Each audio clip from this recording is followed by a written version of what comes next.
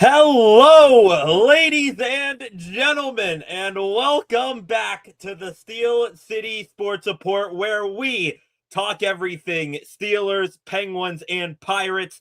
I am your host, Brady Vini, and ladies and gentlemen, after such a long and daunting NFL offseason, we have arrived. We have made it. The time for questions and speculations and rumors and mocks and all of that will soon be over here in a matter of moments because we are live here tonight to react to round one of the 2026 NFL draft in beautiful, glorious Pittsburgh, Pennsylvania. I am excited, in case you couldn't tell, to get this thing going. I am hiding my nervousness about the draft behind this excitement, and I am glad to have each and every single one of you along for the ride here tonight. It should be eventful evening, to say the least, filled with twists and turns and just craziness all the way around. Pretty apropos for the NFL draft season. Some of the craziness that could go down tonight, per Jordan Schultz, one of the NFL insiders out there, formerly of Fox Sports, the expectation among many NFL teams is that this 2026 NFL draft will be one of the more trade-heavy drafts in recent memory in the first round.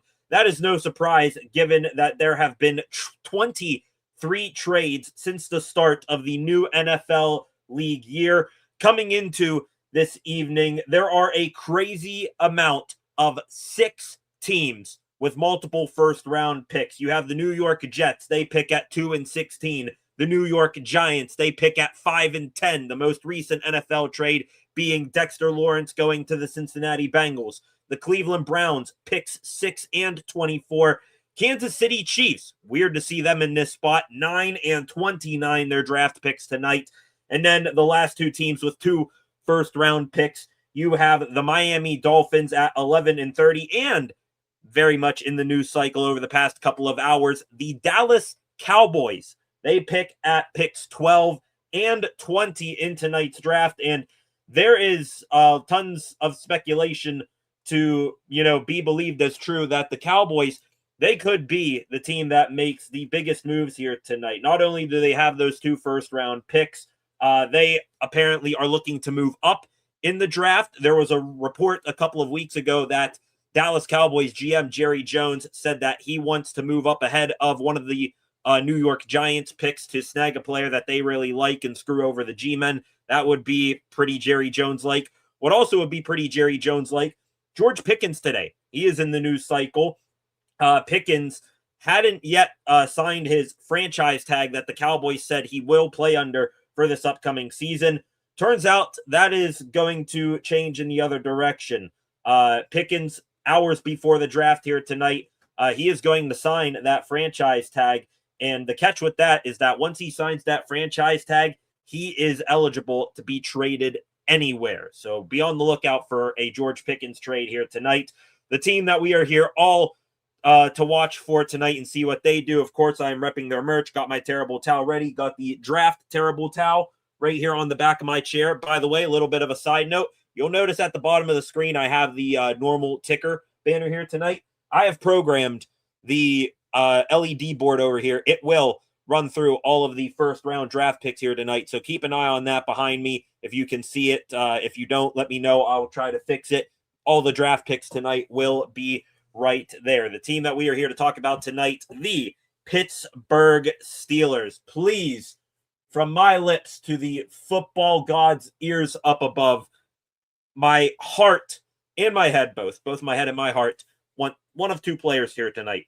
That is Venga Ioane, the outstanding left guard from Penn State. Dude is plug and play in the NFL, will be a 10-year starter in the NFL upon immediately getting drafted by a team here tonight. The other, Mekhi Lemon, the Biletnikoff Award winner, best college wide receiver award winner last year. He would be the perfect fit and the perfect complement to this Steelers offense, running in the middle of the field, starting out his career as a slot receiver. And also he just so happens to be comped to Amon-Ra St. Brown, one of the better NFL wide receivers in the draft class. Some news around the Steelers here tonight as the draft comes on live here to my right. right now. Going to occasionally, break sentence here and focus on the draft here to my right. They're going through the whole pre-show hype video right now. In the last two NFL drafts, the hosting city's team has selected a player in attendance. Terrion Arnold was drafted by the Lions when the draft was in Detroit in 2024. Same thing for the Green Bay Packers drafting Matthew Golden last year. The Steelers tonight, if they want to snag one of those two players I just talked about, Venga Ioane or Mekhi Lemon, they are most likely going to need to trade up and trade up a good bit. I'm probably thinking right now the least they could trade up would be to 15 from 21 with the Tampa Bay Buccaneers, assuming one of those two players makes it past the Ravens at 14. But if you definitely want to guarantee one of those players, you're going to need to go up past the Ravens at number 14, sort of in that pick 11 to pick 13 sweet spot right now. The almost overwhelming favorite position to be taken at 21 is wide receiver, but safeties, they have been brought in for visits for the Steelers, and also offensive line. Do not be shocked in the least if the Steelers go offensive line, more specifically offensive tackle here tonight with Broderick Jones starting left tackle. His, availability for this upcoming season being in jeopardy with a neck injury. Who's to say that the Steelers don't go out and they already say, let's just cut ties with Broderick and get a left tackle or an offensive tackle in general tonight for the future. Should they do that, you could very well see right tackle Troy Fautanu kick into guard or move back over to left tackle where he played in college. Per Pittsburgh Post-Gazette Steelers beat writer Jerry Dulac, he is pretty tied in with Steelers owner Art Rooney II. He said there are probably three players tonight that the Steelers would trade up for, that being Caleb Downs and Carnell Tate, the safety and wide receiver from Ohio State, and Mekhi Lemon, of course, who we mentioned. Mekhi Lemon, he's got my heart in this draft. Venga, he's got my head and my heart. I'm really hoping that one of those two is available for the Steelers to jump up and go get here tonight. Watching NFL Network over here. If you guys are just so happen watching this, on YouTube, watching it at home, let me know, when we get to Roger Goodell coming out or the first pick or something.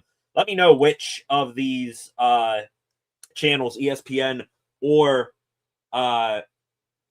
NFL Network, which one is quicker in getting the picks out there. Here comes Goodell, ladies and gentlemen, out to the podium. And there looks to be TJ Watt and Cam Hayward, ladies and gentlemen. Here we go. We're going to get the draft started here in a moment. Let's listen into Goodell real quickly. Going to try not to get in trouble with the mic here. TJ and Captain Cam getting things started.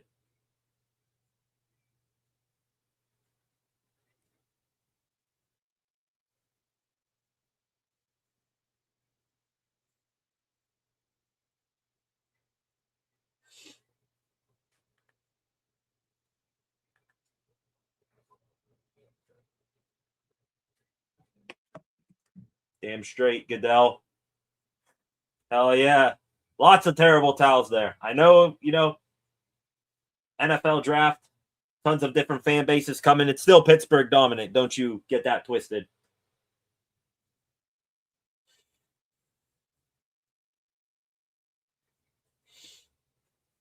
Now Goodell's going to go into a whole monologue here, ladies and gentlemen, welcoming people to the draft.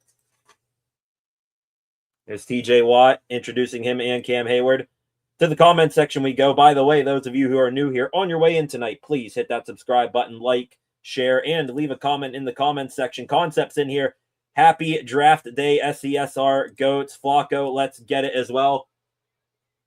I'm the same way there, Flacco. I'm nervous, but hey, in Omar we trust. In Omar we trust. He's the con artist for a reason. And here comes Cam Hayward up to the podium. Goodell introducing him, former Walter Payton Man of the Year. Oh, yeah. Lots of terrible towels out there.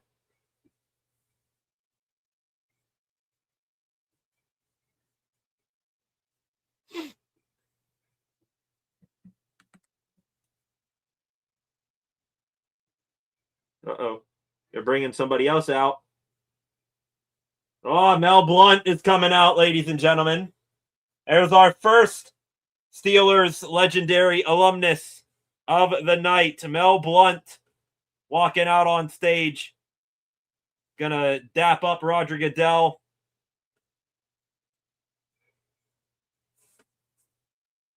Let's see, we got another one here. Oh, there's Hines Ward. Is that Stallworth with him? Hines Ward in the building. He was going to be there regardless of him getting introduced here tonight, Wardsy. He's there in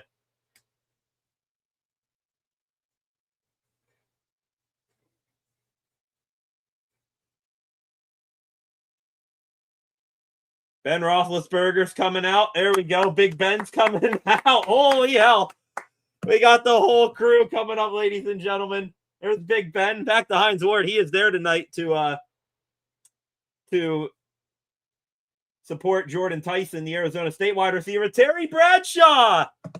Terry. Wow. Terry Bradshaw. I can't really turn up the TV too loud, but I wonder what kind of reception Terry Bradshaw got there. He's been having a really mixed relationship with the Steelers as of late. Looks like that is all right now. Ben, Mel Blount, Watt, Hayward, Swan, Ward, and Bradshaw. And here we go, ladies and gentlemen. The 2026 NFL Draft is officially open. Here we go, ladies and gentlemen. The Las Vegas Raiders, for the first time, are...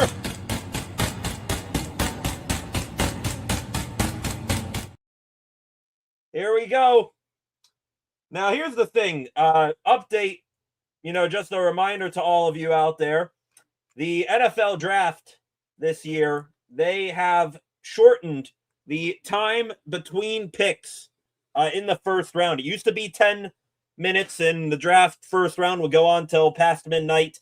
A reminder that this year the time has been shortened from 10 minutes to 8 minutes. So things are going to go a little bit more quickly here in round one of the NFL Draft this year. Really, the draft starts at the number 2 overall pick, ladies and gentlemen. We're not going to waste any time here, or hopefully it would piss me off to no end if the Las Vegas Raiders were to take their sweet old time here and use up like half even of the 8 minutes. We all know who they're going with. We all know they're going to pick Fernando Mendoza 1 overall. The draft kind of starts at pick number 2 with the New York Jets tonight. They're going to take one of Arvell Reese and David Bailey. And then after that, it is hog wild from there on out. Trades could happen. Weird selections could occur. So really, these first 2 picks of the NFL Draft here tonight are not anything, too surprising. It'll be Fernando Mendoza 1, one of David Bailey and Arvell Reese second. Believe with the Raiders, no question as to who they're going to take. Really, it's what they do the rest of the draft here. It'll be intriguing. I personally would be on the lookout for them to maybe go out and nab one of Mendoza's college pass catchers in this draft class. Maybe they can try to sneak their way back into the first and take an Omar Cooper if he slides. Elijah Surratt on day 2 could be a target for them. So watch out for maybe an Indiana ×2 draft pick here in this draft for the Las Vegas Raiders.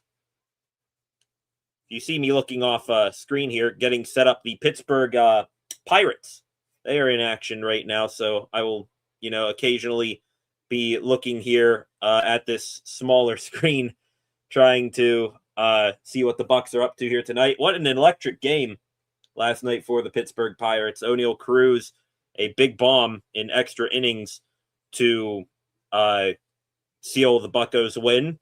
That was good stuff. Wrapping up their series with the Texas Rangers, Andrew McCutcheon's current team. Still going here with this pick, now down to 5 minutes. The Raiders are on the phone I believe, is that Spytech their GM? I cannot remember if that's still their GM, John Spytech. Anyways, they are just about getting ready to make the pick submitted here, I should say. Now they're down to 4 minutes and 40 seconds. I mean, come on. Let's not drag it out here. They should have been, on the phone with Mendoza, before Goodell even said the NFL draft is now open. Looking, sorry, watching Kurt Warner right now. Right now, they got Geno Smith and Kenny Pickett as key losses in 2026. The Raiders actually going to be pretty good, I think, this upcoming year. Added Tyler Linderbaum. They got Max Crosby back in that trade with the Ravens. The Ravens backing out of that. There's a Fernando Mendoza, Indiana jersey. I saw a player or a person walking around in Pittsburgh before the draft got underway wearing already customized Mendoza jersey for the Raiders. Waiting here. And the pick is in, ladies and gentlemen. There we go. Pick is now in for the Raiders.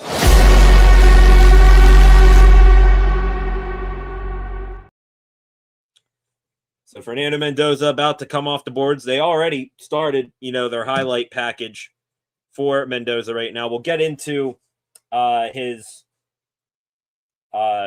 profile here in a second. I told you guys that I was doing some work on these prospects before tonight's draft.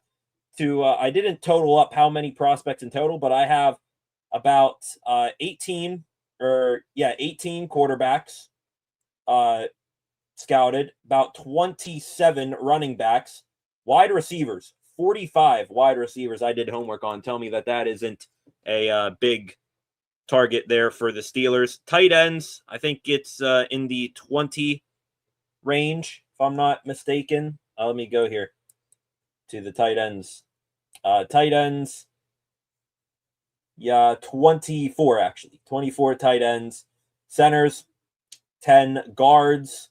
I got 20. I know it's a little light there. Same thing with tackles. You got 28 tackles.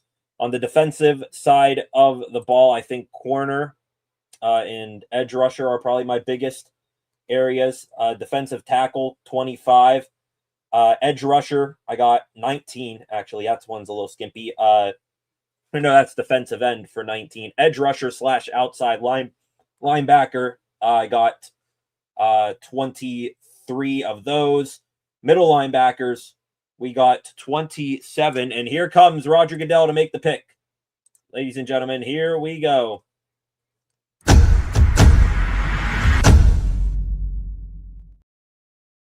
And there it is, ladies and gentlemen. The NFL Draft 2026 is off and running, and it is Fernando Mendoza, Indiana quarterback, just won the national championship and the Heisman Trophy. He is on his way to Sin City to play quarterback for the Vegas Raiders. Maybe not in the immediate. They did say that the guy they just signed, Kirk Cousins, could start over him. Mendoza, 22 years old, 6'5", 236 pounds, arms 32 inches in length, hands 9.5 inches. He throws right-handed. Mendoza last year, 2025, just racked up the accolades. First team All Big Ten, Big Ten QB of the Year, Big Ten Offensive Player of the Year, the Davey O'Brien Award winner, Walter Camp Award winner, Maxwell Award winner, first team AP All-American, AP Player of the Year, Heisman Trophy winner, and, of course, a college football playoff national champion. Played and started all 16 games for the Hoosiers last year, threw for over 3,500 passing yards, a 72 completion percentage. That was third in the FBS. 41 touchdowns, which is a school record for Indiana, and led all of college football to 6 interceptions. Had also 90 rushes, picking up 276 yards and 7 rushing touchdowns.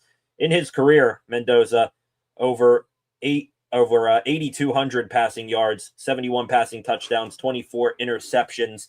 Those stats came at both Cal and Indiana which is where he transferred. Strengths for Mendoza, pre and post snap processing is the best in the class. He identifies coverage and understands where openings will be and gets through his reads quickly. His accuracy and anticipation is elite. He helps put his receivers in the best position to not only make the catch, but get yards after the catch consistently. Arm talent sees him make all the throws, deep, intermediate, touch, bullet, you name it, into tight coverage, back shoulder fades. Mendoza can do it all. Sneaky, great designed runner, too, that keeps fighting forward for as much yard as possible. You want to see how tough of a runner he is. Go watch that championship run versus Miami. He is legit tough, takes very hard hits, and keeps on moving. Sort of embodies the saying, takes a licking and keeps on ticking. Sorry, Ian Rappaport popped up on my screen right there. I got all excited for a second. Thought he was going to be breaking a trade of some sort. Mendoza also, last of his biggest strengths, when the lights are brightest, he turns up the heat and performs at his best. I guess his few weaknesses right now, he was protected by a QB-friendly scheme and talented playmakers at Indiana. His pocket mobility, not the best, not going to escape out of pressure all the time. And if he does escape pressure, he's not that much of a threat as an improviser. The footwork gets all funky and accuracy gets loose, throw power drops, that sort of stuff. Pro comp for Fernando Mendoza, Matt Ryan and Joe Burrow. Not sure where he comes in with the Joe Burrow comp there, but the Matt Ryan thing I expect is pretty accurate. New York Jets now up on the clock, ladies and gentlemen, and their pick is in.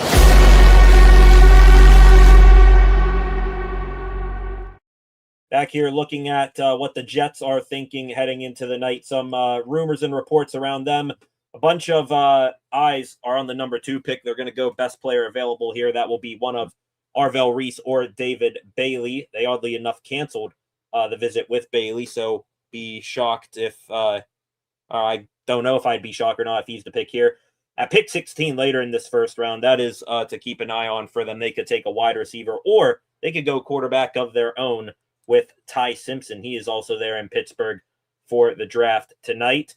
Back here to the comment section, Flacco in here, concepts. Everyone have an awesome draft week. SCSR Dad, same thing. Lance, 3-3, shout out from Mon Valley. Good to see you all here for the draft. Glad to have all of you here. This is going to make up for an exciting night here this evening. Back to the defensive prospects that I did work on. 27 middle linebackers. Corners, I have 30 corners and 4 slot corners. Safeties, I think I have about 20 of those. I will have a little bit of information on all of these guys. I won't have all the information, except for the guys here in the first round. I think I was pretty thorough there. Here comes Roger Goodell again, ladies and gentlemen. The New York Jets about to make their pick.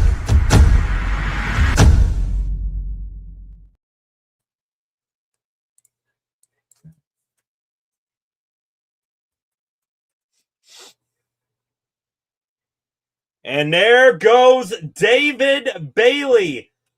They do not go Arvell Reese. It is David Bailey, who they just canceled their top 30 visit with him about a week ago. David Bailey from Texas Tech is the pick. They had a coin flip, I believe, between Reese and Bailey, and they go with the guy who had the more productive season last year and really turned up his production when he went from UConn to Texas Tech. David Bailey, he is my number 2 edge rusher / outside linebacker in this draft class. I have him right behind Arvell Reese. I just like Reese a little bit better. David Bailey here, 22 years old, 6'3.5", 251 pounds, long 34-inch arms and big 10-inch hands. Runs a 4.5 40 and damn near has an 11-foot broad jump, a 35-inch vertical as well. The Jets also kind of stealing him here from the Cardinals and Titans of the world. Those teams, I think, were heavily interested in David Bailey as well. Career accolades for David Bailey was a freshman All-American and most outstanding freshman at Stanford in 2022. Took a little bit of a few years of development there at Stanford, and then in 2025 became a first-team AP All-American, first-team All-Big 12, Big 12 Newcomer of the Year, and Big 12 Defensive Lineman of the Year. He was also a Lombardi Award finalist.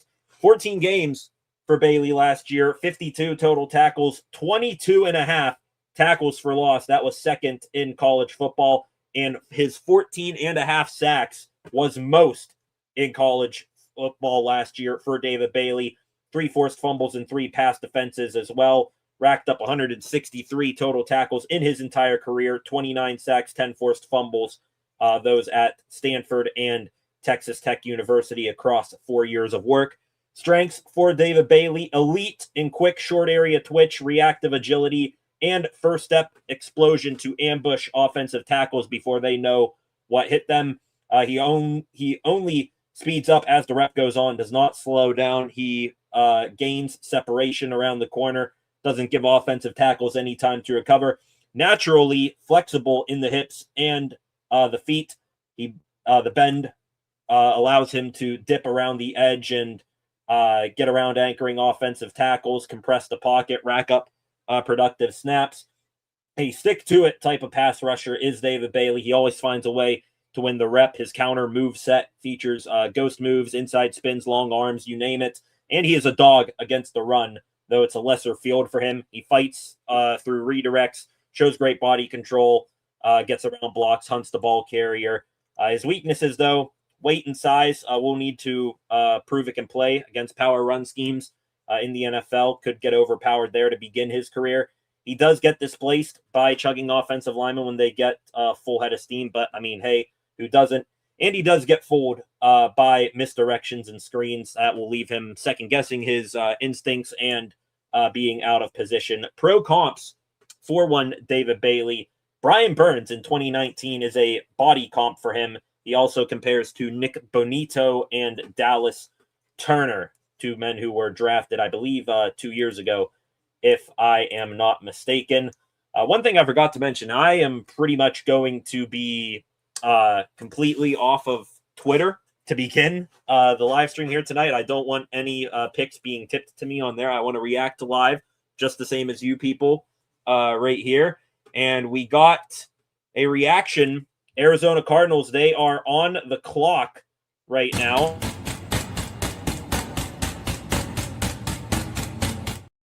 They have 1:45 left. The Cardinals in their war room just stood up and had a big round of applause.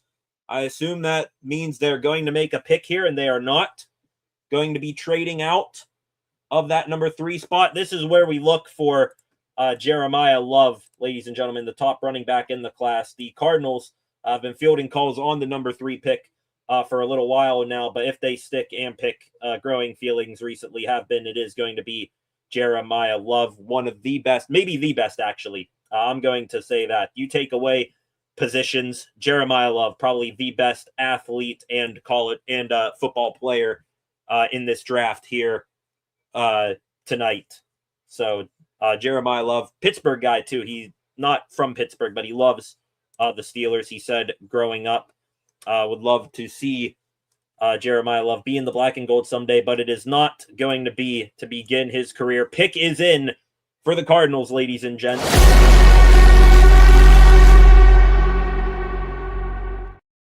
The Cardinals stick and pick. The Tennessee Titans are going to be on the clock momentarily. The draft order, of course, if you want, it's going to be popping up here on this board right behind me throughout the night. Hope you all are able to see that. We are on to pick 3 already, and we are about 23 minutes into this live stream right now. So we're making good time so far. Maybe not starting with Tennessee. I think Tennessee might stick and pick. Probably the Cardinals were the most likely team to trade out of the top 5. So I don't see a trade conceivably in the top 5 from here through the rest of the picks. Still got some time here as the pick they're still saying is in. They haven't popped up anything quite yet. And here we go. Roger Goodell's coming now. We're going to get the pick, ladies and gentlemen.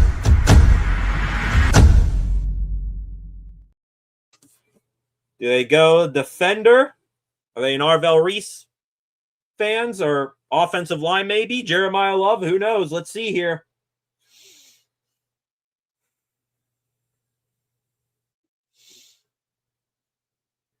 And there he goes, running back Jeremiah Love from South Bend, Indiana at the University of Notre Dame out to the desert in Arizona. Jeremiah Love, probably pound for pound the best player in this draft. If you take away positional value, he is going out to the Cardinals to reinvigorate that offense out there. Jeremiah Love, 21 years old, 6 foot tall, 214 pounds, 32-inch arms, 9-inch hands, ran a 4.36 40 at the NFL Combine. It was the Cardinals and the Giants and the Titans, the Commanders, those 4 teams inside the top 10. They were all about Jeremiah Love. First team AP All-American in 2025, the Doak Walker Award winner for Best College Football Running Back, and he was a finalist for the Heisman, Walter Camp Award, and Maxwell Award was Jeremiah Love. 12 games last year for the Fighting Irish, nearly 200 rushes, got over 1,300 rushing yards, 18 rushing touchdowns, had 17 plus rushing touchdowns in each of the last 2 seasons, a 280 receiving yards and 3 receiving touchdowns on top of it.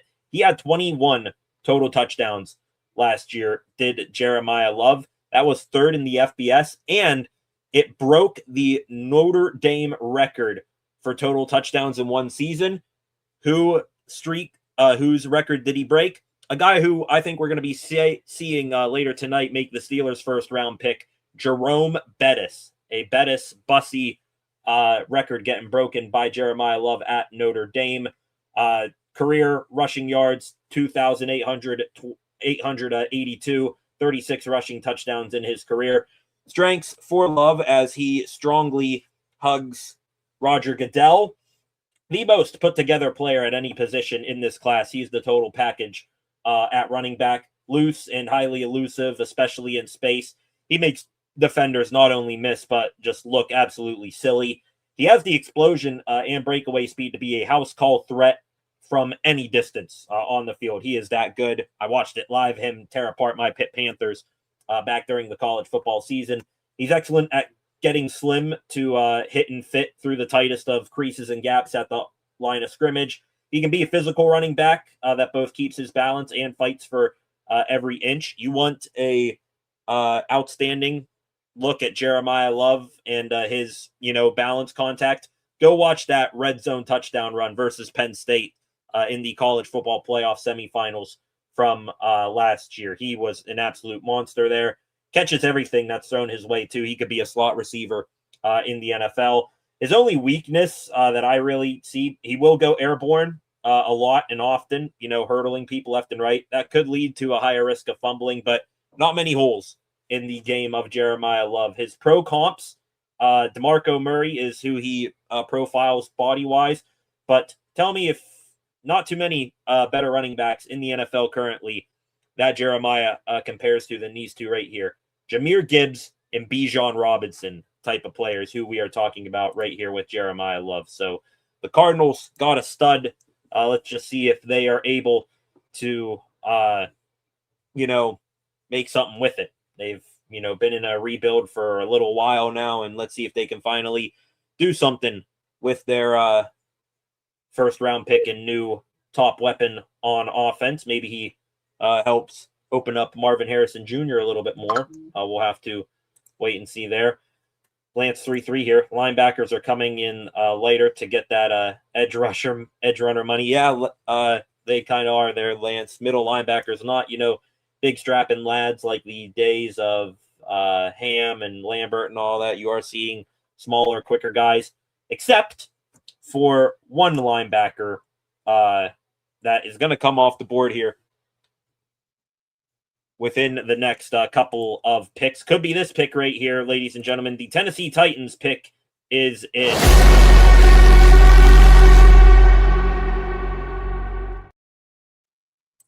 So the Arizona Cardinals, they draft Jeremiah Love, number 3 overall. My apologies there. Pop it up to make it official. Now, pick number 4, the Tennessee Titans. They could go many of ways here, if we are being honest. Don't think they're, in the market for a high offensive tackle, but hey, you have seen, more surprising things in the draft. They could really get funky and draft the wide receiver of their choosing to give Cam Ward another weapon. But most likely the pick here, it's going to be a defensive player of some sort. They could go edge rusher with Arvell Reese, or maybe Reuben Bain Jr. if that tickles their fancy. Middle linebacker Sonny Styles from Ohio State is the top guy in that department. And the pick is in, and it looks like we are about to get the pick. Here comes Goodell.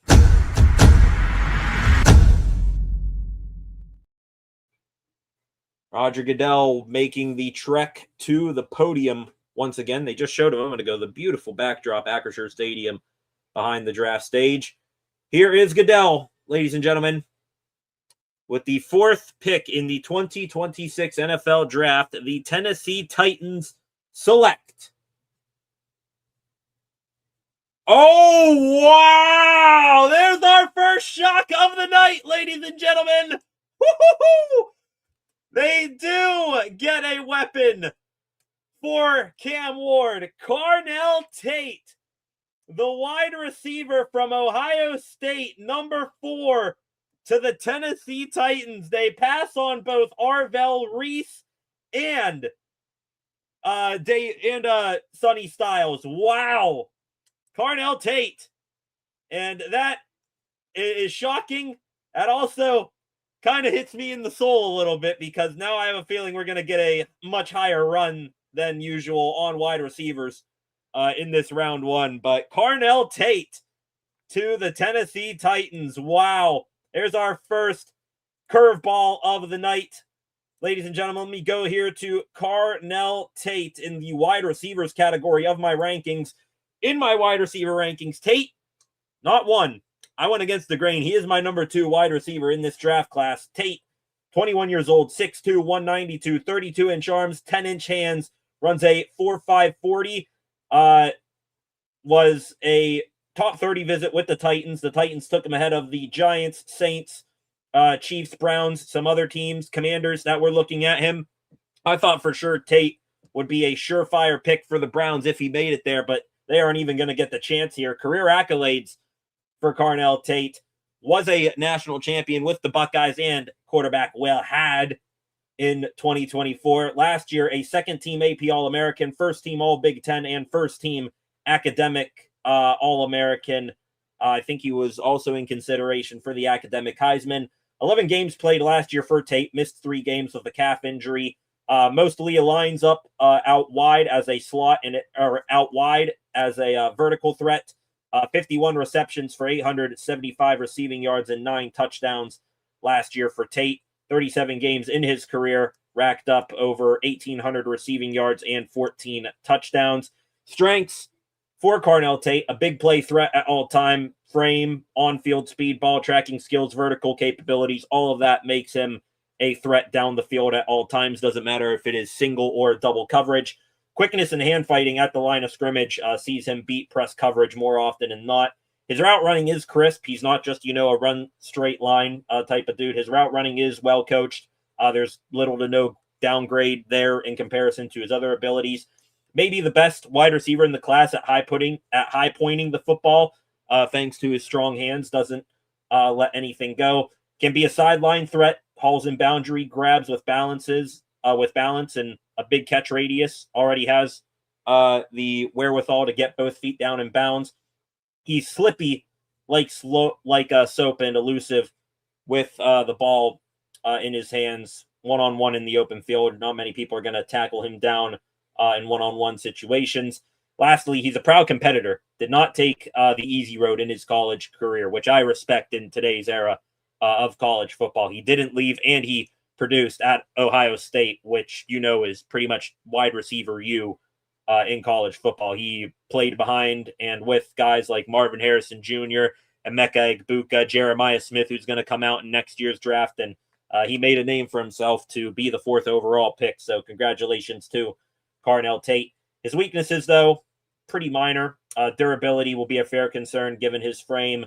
He's long and physical corners who get their hands on him at the line of scrimmage can knock his timing off a little bit at 192 pounds. He does give hints to corners when his breaks are coming in routes, and his run blocking is just average, no sort of specialty there. Pro comps for Mr. Carnell Tate. Body looks wise. CeeDee Lamb, when he came out of the draft in 2020, is a comp for Carnell Tate. Chris Olave and Xavier Hutchinson are some other comps for Carnell Tate. The first shock of night 1 of the draft here. Carnell Tate, the Titans, getting a pass catcher for Cam Ward, who they took 1st overall last year. What do you guys think? Let me know in the comments section what you think of that pick and the Steelers' likelihood to land one of our favorite wide receivers as the night goes on here this evening. The pick is in for the New York Giants, their first of 2 picks in the top 10.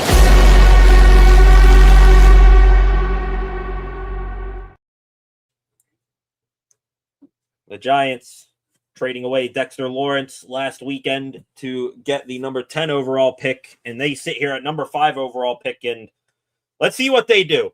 This is our first truly, honestly, wild card selection of the night where it can go any which way. You got a new regime there. John Harbaugh is now their head coach. They got Jackson Dart, a young quarterback to build around. They brought up from Baltimore some players from the Ravens, and trading away Dexter Lawrence, getting a second first-round pick, that leaves them with the flexibility to take any position really here. They got Arvell Reese on the board. They could take him. I think they like him. Same thing with Sonny Styles at middle linebacker. They could go with another non-premier position, but a dude who is a hell of a player in Caleb Downs. I think John Harbaugh kind of has a infatuation with Caleb Downs, not going to lie. Of course, who can blame him? He does, like his top-end safeties, Ed Reed and Kyle Hamilton, or they could go wide receiver. Joe Shane, their general manager, he traveled to Arizona State to watch Jordan Tyson, Arizona State wide receiver, and watched his pro day. I think he fell in love with Jordan Tyson there, and he could go soon as this pick right here. So keep an eye. Reese, Styles, Downs, Tyson, they could go wide receiver, edge rusher, off-ball linebacker, safety. We'll see where their headspace is at right now. Maybe the Carnell Tate pick influenced them to, go some way or lean some way here with this pick. Looking now at at this right here, trying to see how this looks for the first time. First, time seeing this for the draft. There's David Bailey. How up to the minute is this, I wonder? Arizona Cardinals. I see they still have the Cardinals on the clock. I'm sure it'll update as the night goes along. Not sure what sort of site they're pulling that information from right now. Flacco. Oh, damn. WTF. Casey Concepcion. I mean, Steelers might need to go Casey at 21. I don't think Concepcion or any of these top 6 wide receivers I have are going to, make it that far past 21 if they make it all, or most of them, half of them, to 21. My wide receiver rankings, by the way, final wide receiver rankings, I had Carnell Tate number 2. Of course, number 1, I love him. You guys love him as well. It is Mekhi Lemon as my top wide receiver in this class. I'm biased. I don't care.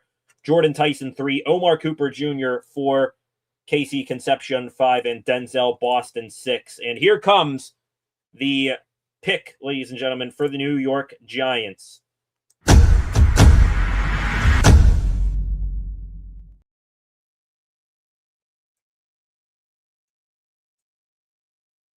And we got a cool moment here, ladies and gentlemen. The family of a fallen United States service member is going to make the pick for the Giants right now.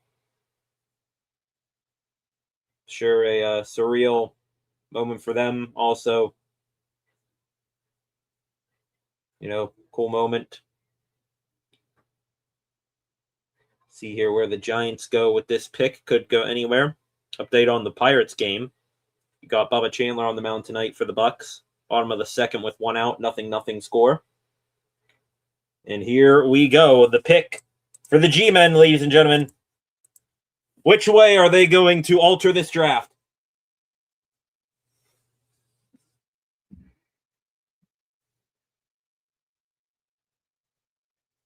And they do go with the edge rusher, Arvell Reese, ladies and gentlemen, from Ohio State, is off the board. The Giants, I think, were kind of hoping this entire time that he made it out of the top 3 so that they could have a chance at drafting him. And indeed, he does fall past those first 4 teams, and he is the Giant selection there. John Harbaugh's got his piece to build around there on defense, a new young blood top defender in this draft class. Could that move Kayvon Thibodeau? That was a sort of secondary thing with this selection. If they did take Arvell Reese, they got Abdul Carter. They're not going to move him after drafting him last year. Could that now make Kayvon Thibodeau expendable? Could be traded tonight for all we know. Arvell Reese, back to him as he makes his way out from the green room to the draft stage. 20 years old, so still very young. A big ball of clay. Arvell Reese is massive dude. 6'4", 241, 32.5-inch arms, 9.5-inch hands. Ran a 4.46 40-yard dash at his combine or pro day, can't remember which one. Was a first-team All-Big Ten player last year, a first-team AP All-American, was the Butkus Fitzgerald Linebacker of the Year in the Big Ten, and was a finalist for the Butkus Award for top linebacker in college football. In 14 games last year for Arvell Reese, 60 tackles, 10 for loss. That is a career high. 6.5 sacks. That is also a career high. Dialed up a 19.1 pressure rate per PFF. That was second in the Big Ten. His strengths for Arvell Reese: explosive speed and burst to ambush the quarterback off the edge and get into the backfield on stunts and close ground on the ball carrier. His sideline to sideline movement, spying the quarterback and mirroring the opposition's run plays, are picture perfect. He can be a power rusher too when he gets inside the body of the offensive lineman. Thunderous hand strikes he possesses.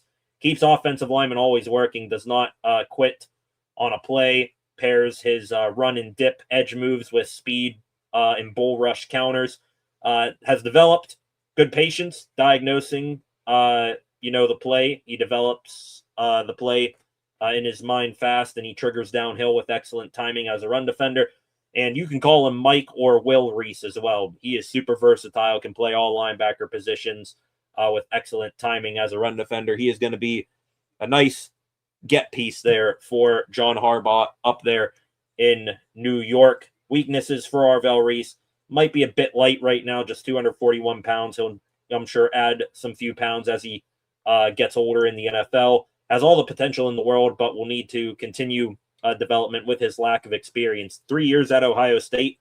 1 year was just a special teams guy, and one of those other years he was a first-time starter on defense this past year. So still pretty green, but a very talented individual. His awareness in run defense and pass coverage needs some growing up as well. Bites on fakes in the run game, doesn't always pick up routes in his zone when he drops back into pass coverage, but I'm sure all of those things will develop as he gets a little bit older. Pro comp for Arvell Reese: he and Sonny Styles pretty much one of the same. They are similar body comps, though this comp right here could be a sky's the limit guy for Mr. Arvell Reese. Micah Parsons is one of his comps. Same thing with Quay Walker. We have a trade, ladies and gentlemen, and wow, we have a trade. Watch your ears, folks.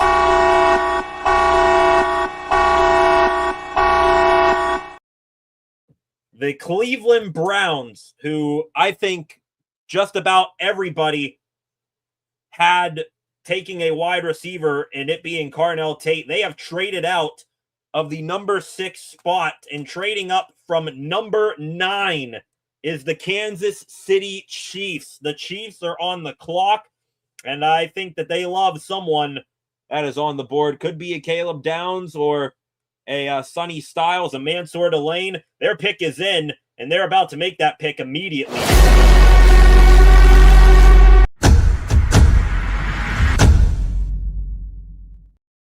First trade of what could be many tonight. Here comes the Kansas City Chiefs, ladies and gentlemen.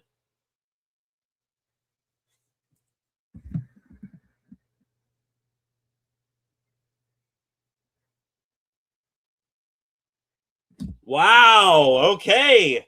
So the two Ohio State guys that I think can go in the top 10 other than Tate and Reese tonight, they are still on the board. And the Chiefs, they just hopped in front of the Washington Commanders and the New Orleans Saints to get the first defensive back of the night. It is Mansour Delane from LSU. Mansour Delane, former Virginia Tech Hokie, I believe, as well. I think I had him mocked to the Chiefs, to be honest. The Chiefs, I mean, they just got absolutely obliterated in the secondary with free agency this past offseason. They lost Jalen Watson. They lost Trent McDuffie. They actually traded him. Brian Cook, one of their safeties, is gone. So they need defensive back help in a big way. They could have gone Caleb Downs. I would not have been shocked in the slightest bit if he was the pick there. A sort of do-it-all guy for Spagnuolo, their defensive coordinator, but not the case. They go Delane out of LSU, and Mansour Delane, ladies and gentlemen, my top corner in this draft class. I actually like the corner class, even though some people kind of rag on it. You got Mansour Delane right here. Actually, not sure how you pronounce his name here, to be honest. I got Mansour, and then Delane I've heard been pronounced as D-Line as well. So, I mean, who knows? 22 years old, 6 foot tall, 187 pounds, 30-inch arms, and 9-inch hands for Delane. Was a target of the, Chiefs, of course, but actually, Chiefs did not have a top 30 visit with him, I'm seeing here. The Cowboys, Dolphins, Saints, Giants, Titans, Commanders, Ravens, those guys all had Delane in for visits, but not for the Chiefs. So I think you see your first non-top 30 visit draft pick of the night right here. Delane, 2022 and 2024 at Virginia Tech, was an All-ACC honorable mention and third-team All-ACC. Last year, though, with the Tigers, the Baton Rouge Tigers, first-team All-SEC, first-team AP All-American, a Jim Thorpe Award finalist for the nation's top defensive back. Last year, played 11 games for LSU, played all of his snaps outside, not in the slot at all. 45 tackles, 11 pass defenses, and 2 interceptions for Delane. Had a 90.5 defensive grade, which was third in the FBS per PFF. Strengths for Mr. Delane, a loose and highly athletic corner who can flip his hips and get quick feet, strong hands, great anticipation, all of that he uses to blanket receivers throughout the entire route. Belt tight coverage always, has him positioned in the right spot to combat the throw, leading to high ball production. His record at LSU was immaculate in 2025. He was penalized 0 times and gave up just 2 20 or more yard receptions with 0 touchdowns. That is elite defensive back production. And he is the full package as a tackler as well. Gets downhill quickly and run support, delivers heavy contact, tries to dislodge the ball at any chance he can get. Arms are a bit shorter, though, and his frame is a little light right now. Those are his 2 weaknesses. Pro comps for Mansour Delane: Quinion Mitchell, Byron Murphy, and Kool-Aid McKinstry. A nice group of solid NFL players right there. The Washington Commanders, they are on the clock, and their pick is now in, ladies and gentlemen. We're up to pick 7 already here tonight.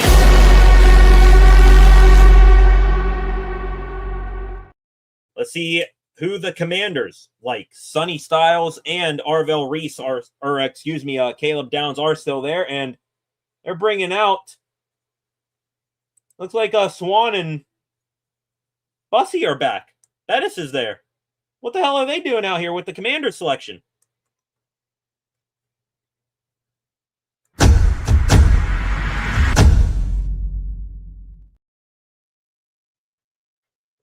Oh, I know what this is.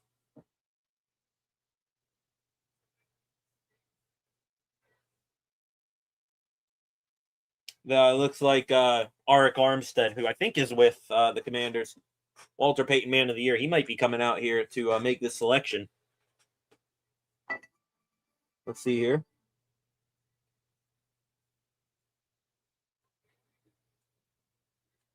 I know Bobby Wagner. Did he win it? I can't remember who won Walter Payton Man of the Year now. Back here to the comment section. Flacco. I say Delane. I knew it. Okay. Not sure why Bussy or Swan are out there, but here comes the pick. And there goes Mr. Sonny Styles, the third Ohio State player in the first 7 picks of this draft is now gone, ladies and gentlemen. And now all that's left standing is Caleb Downs from this outstanding top of the draft crop of Ohio State players. Sonny Styles going to be filling in for Bobby Wagner there in Washington. And they just got a leader there on defense who is a do-it-all guy. Former safety converted to linebacker, I believe, is Sonny Styles. To my off-ball linebacker group here, Sonny Styles, as you probably can guess, my top middle linebacker in this draft class. 21 years old, 6'5", 244 pounds, 33-inch arms, and 10-inch hands. That is a nice build there. At the combine, Sonny Styles ran a 4.46 40, impressive. Had a broad jump of 11 feet 2 inches, impressive.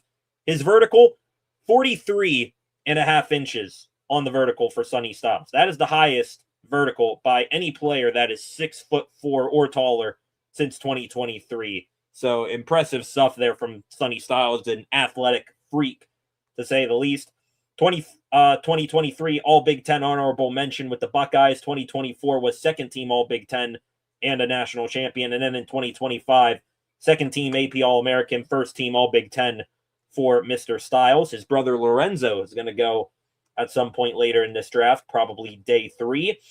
14 games played last year for Styles, lined up all around the linebacker position.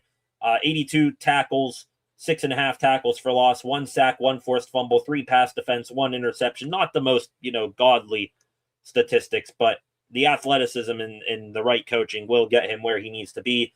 Some traits here for Sonny Styles. Historically rare athleticism and speed for his size, of course. At the line of scrimmage, has great vision to ignore fancy pre- and post-snap motions. He makes the adjustments and sifts out what, reality is about to come his way. His active and fast movements allow him to shed blocks and get to his target quicker than others and cover ground sideline to sideline. He is explosive yet nimble for his size. You can see him shoot through gaps and make plays in the backfield almost at will. Being a safety, converted to linebacker, he does have a background in pass coverage and will be pretty effective doing that. And when he gets a hold of you, it's over and no prayer of escape. He had just 1 missed tackle last year in 2025. Impressive stuff for Sonny Styles. His only weaknesses here, box scheme recognition is a work in progress. Reading the quarterback's eyes and anticipating where the ball is going to go is still getting refined. And he is still learning the other finer details of the position, having only been in college for just 2 seasons. Comps for Sonny Styles, of course, body type similar to his teammate who just got drafted a few picks ago, Arvell Reese. He has a whole litany of comps, all the way from Kyle Hamilton and Nick Emanwari to Fred Warner. Pretty much pick any sort of 6'4", 240+ pound freak athlete dude in the NFL, and you'll comp him to Sonny Styles. So that is the newest pick in this draft. Ladies and gentlemen, Sonny Styles off the board at number 7 to the Washington Commanders. Still waiting now for the New Orleans Saints. Do not know if the Saints have made a selection yet. They still got the Styles profile popped up. The official trade terms for that Chiefs pick a moment ago, they got pick 6. Meanwhile, the Browns got pick 9, 74, and 141. So I believe that is a 3rd and a 4th round pick that the the Chiefs parted with, along with a first-round pick swap to move up 3 spots. Looks like Nick Saban on ESPN has a terrible talent. He's twirling it. I'm seeing that right now. The pick is in, ladies and gentlemen, for the New Orleans Saints. So they are going to make a selection. We'll see where they go with that. Could be Sonny Styles. They could go receiver. I think they like one Jordan Tyson as well. I'm going to predict Styles or Tyson with this next pick here. Let me hit this pick.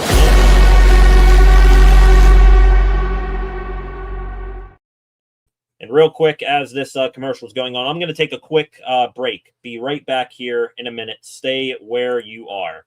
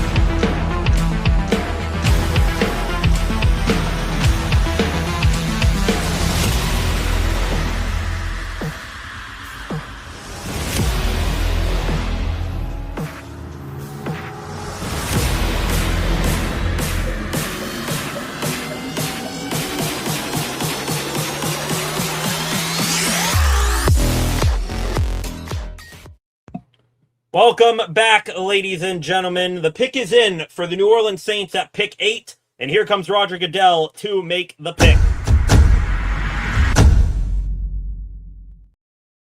Things are about to heat up. Are they going to go wide receiver? Are they going to go defensive back? Could they go Reuben Bain Jr.? Let's see here. Another one of those picks that could go any which way. Here we go with the New Orleans Saints selection. The Cleveland Browns, the Steelers' hated rival, awaits with the next pick. Here's the selection.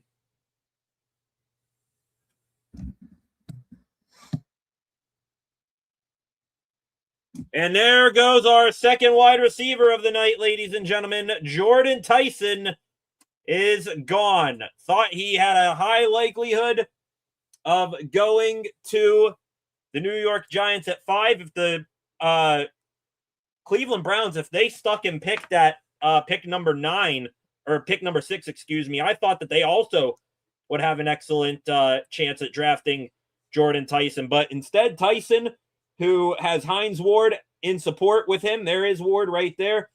Tyson, who was maybe the most controversial wide receiver in terms of draft positioning and health coming into this draft. He is now off the board at number 8, second wide out off the board. And Flacco, kind of like a bunch of other Steelers fans out there, damn it, upset. And Mekhi Lemon, I mean, unless Omar Cooper really impressed in this pre-draft process, he is due to go off the board with one of these next few picks. So Jordan Tyson is gone to the New Orleans Saints, and the Cleveland Browns are going to be on the clock here momentarily. Running through Jordan Tyson real quick and what all he will bring here to the NFL. He is my wide receiver 3 in this draft class, though the 1 through 6, wide receiver, there is not much, disparity between the two. They are all going to be very, very great wide receivers. Tyson, 21 years old, 6'2", 203 pounds, 30-inch arms, 9-inch hands, was a formal meeting and a top target of the Steelers, I do believe, and he is having a emotional moment right now before he takes the draft stage. Tyson, 2024 Big 12 Offensive Newcomer of the Year, is a 2-time third-team AP All-American and a 2-time first-team All-Big 12 player the last 2 years. Played 9 games last year, missed 4 games with 2 different hamstring injuries, had 711 receiving yards and 8 receiving touchdowns. His best strengths there for Jordan Tyson, who is very, very emotional right now. He is a disgusting route runner that gets open a lot, sells DBs on sudden breaks, and gets, quickness and separation and leverage instantly. Smooth strider as a runner. It makes him hard to keep up with vertically when he has the ball heading for the end zone. Uses his offhand well to create and keep leads over DBs when he is running vertically. That is a good way to make sure it's all or him or nothing ball. Most highlight reel catches in the class probably. He gets high hang time, contorts his body, snatches the ball with his very, very strong hands. Highly competitive and willing blocker. It's almost like he learned that from a certain former Steeler wide receiver who coached him out at Arizona State. A dog in the run blocking game. Yeah, it sounds like a Hines Ward coached wide receiver right there. And he does have unrecognized versatility as a wide receiver. Can play outside the numbers or in the slot. He can fit any scheme, really. Weaknesses for Jordan Tyson, just a litany of injuries in his career. So durability concerns are obvious.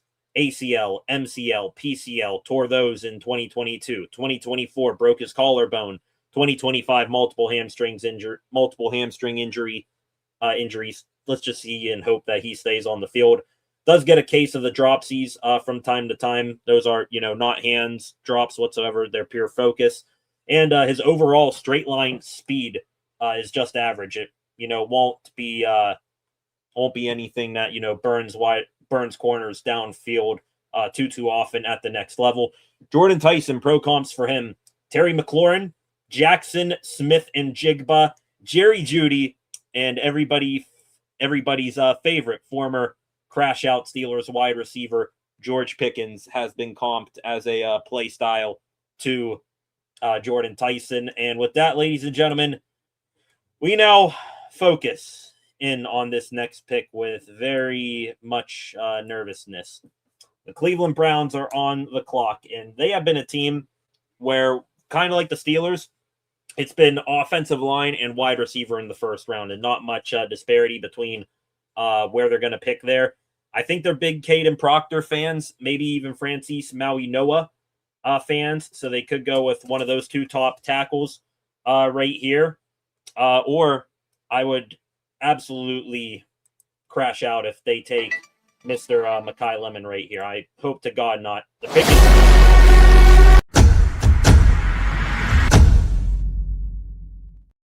Sorry, Goodell quickly took off for the podium. Here is Goodell with the selection. Please no Lemon.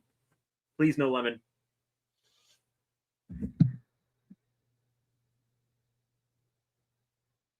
Wow!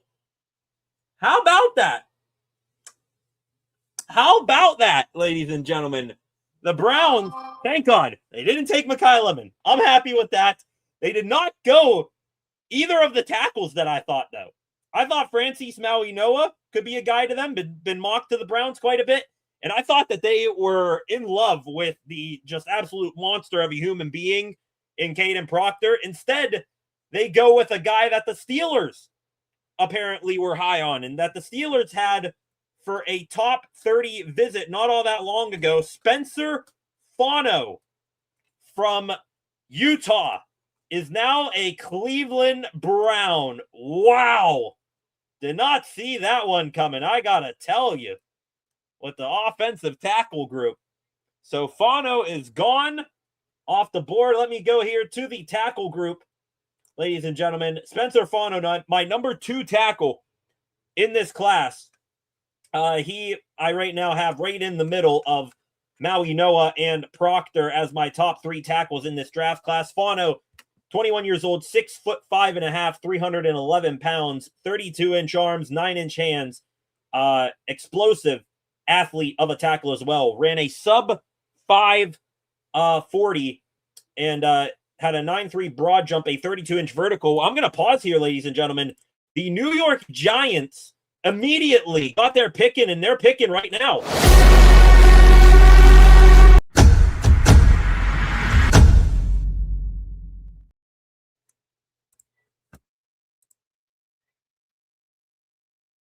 And there goes another tackle.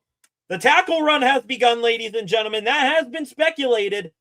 I think it was Jordan Schultz or someone who just a few days ago said that there would be a run in the 10 to 14 range on offensive linemen. It's starting early. It started with 9. You might see teams now start flying up to get offensive linemen. Francis Maui-Noa is gone, the top tackle in this draft class, at least in my book, from the Carolina Hurricanes, or oh my God, Miami Hurricanes. I'm thinking of hockey. He is now gone. Wow. Holy. We're getting funky. We're getting funky now, ladies and gentlemen. Want to real quick buzz through these two profiles on these players because I have a feeling picks are going to come fast and furious. We might see a trade here in the next few minutes, not going to lie. Back to Spencer Fano real quick. Last year, Fano, 2025 Outland Trophy winner, Big 12 Offensive Lineman of the Year, 2025 Polynesian College Co-Player of the Year with Makai Lemon, please still be on the board when the Steelers are able to trade up. Was a first-team AP All-American, first-team All, two-time first-team All Big 12, 0 sacks in 382 pass pro snaps last year for Fano at right tackle, a 79.9 run block grade, and 81.5 pass block grade per PFF. When I talk about offensive linemen and those grades and all that, it's all coming from PFF, just to let you all know. 0 sacks in his college career, given up by Spencer Fano. He is very athletic and moves like a Mack truck, mirrors rushers and pass pro well, bulldozer in the run game, explodes out of his stance, has lightning quick hands. His consistency in pass pro will only continue to grow with his quickness, agility, and anchor. A super versatile and dependable player at both tackle spots either. So you might see him go up against TJ Watt or an Alex Highsmith, Nick Herbig this season, and it'll be a battle in the trenches. He might even kick in the guard and go up against Cam Hayward, be their starting left guard. Who knows? Weaknesses for Fano, below average aspects to his body, big arms, but not the biggest arms, chest, waist, thighs in the world. Kind of needs to, even out his body definition right there. Pad level does shoot upward on drive blocks, and his outside half opens up too fast to speed rushers. Could open up an inside move. His profile's similar body-wise to his Utah partner, who could go in the first round tonight, left tackle for the Utes, Caleb Lomu. He also has pro comps to Elijah Vera Tucker, Brian O'Neill, and Paris Johnson Jr. So that is the profile there for Spencer Fano. Now to the last pick that just happened a moment ago. The New York Giants taking Francis Maui-Noa, 10th overall. He is getting interviewed right now. Maui-Noa, my number 1 tackle in this class. I didn't really, split up the tackles at all between left and right. Maui-Noa, 21 years old, 6'5.5", 32-inch arms, 320 29 pounds, 33-inch arms, 10.5-inch hands. Was recently diagnosed with a herniated disc, which, could be considered asymptomatic. That if it worsens could, put him out for 3 months, but we'll see there. And oh my God, I'm gonna lose it here. The Dallas Cowboys just traded up, ladies and gentlemen.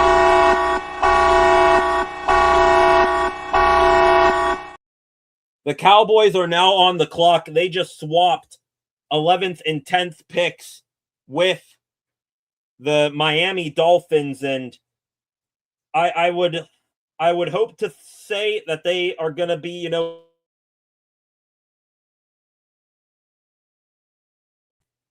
I would be very worried with the whole George Pickens situation that they could select Mekhi Lemon here. I am really nervous now for this Dallas Cowboys pick coming up, like you would not believe. Wrapping up here quickly on Maui Noah. When he showed up on the scene at Miami in 2023, was a third-time All-ACC guy, freshman All-American. In 2025, first-team All-ACC, first-team AP All-American, ACC Jacobs blocking trophy winner for top offensive lineman in college football. Played at right tackle for all 16 games last year for the Canes. 2 sacks on 557 pass pro snaps, 77.1 run block grade, 87 even pass block grade. Strengths, physicality personified. He is a walking refrigerator. That's an absolute mauler in all portions of the game. His upper body and hand strength tosses D linemen like nobody's business. Those hands are also like eagle talons when they grip on to opposing rushers. They just, shut them down immediately. Pass pro technique and execution is unbelievably good. He is smooth, has a firm base, consistent positioning throughout the entire play. Eats bull rushes for breakfast, lunch, and dinner. So has a solid anchor, and his hips very loose to allow him to generate destructive power on double team blocks, and he can outreach the opponent and seal them off with his athleticism and big size on pulls. Weaknesses for Maui Noah, just 2 that I have here. Lateral quickness is good, not great. Speed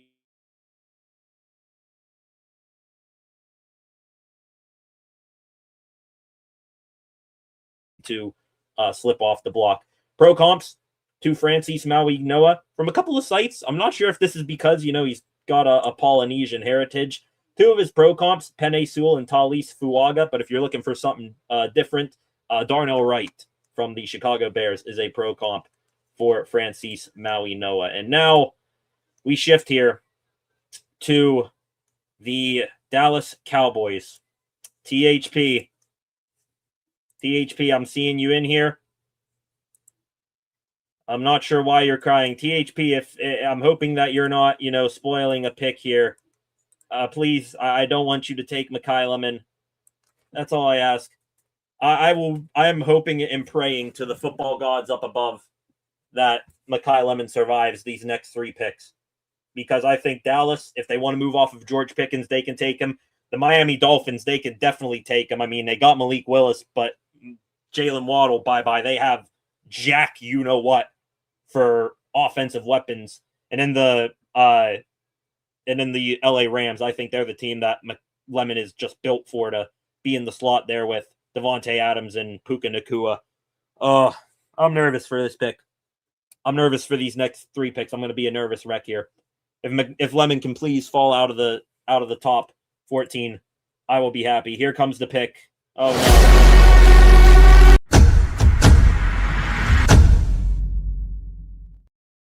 On cue, ladies and gentlemen, SCSR Dad has joined the fray here for a cameo appearance. Stuff's about to get crazy. Here comes the Cowboys pick.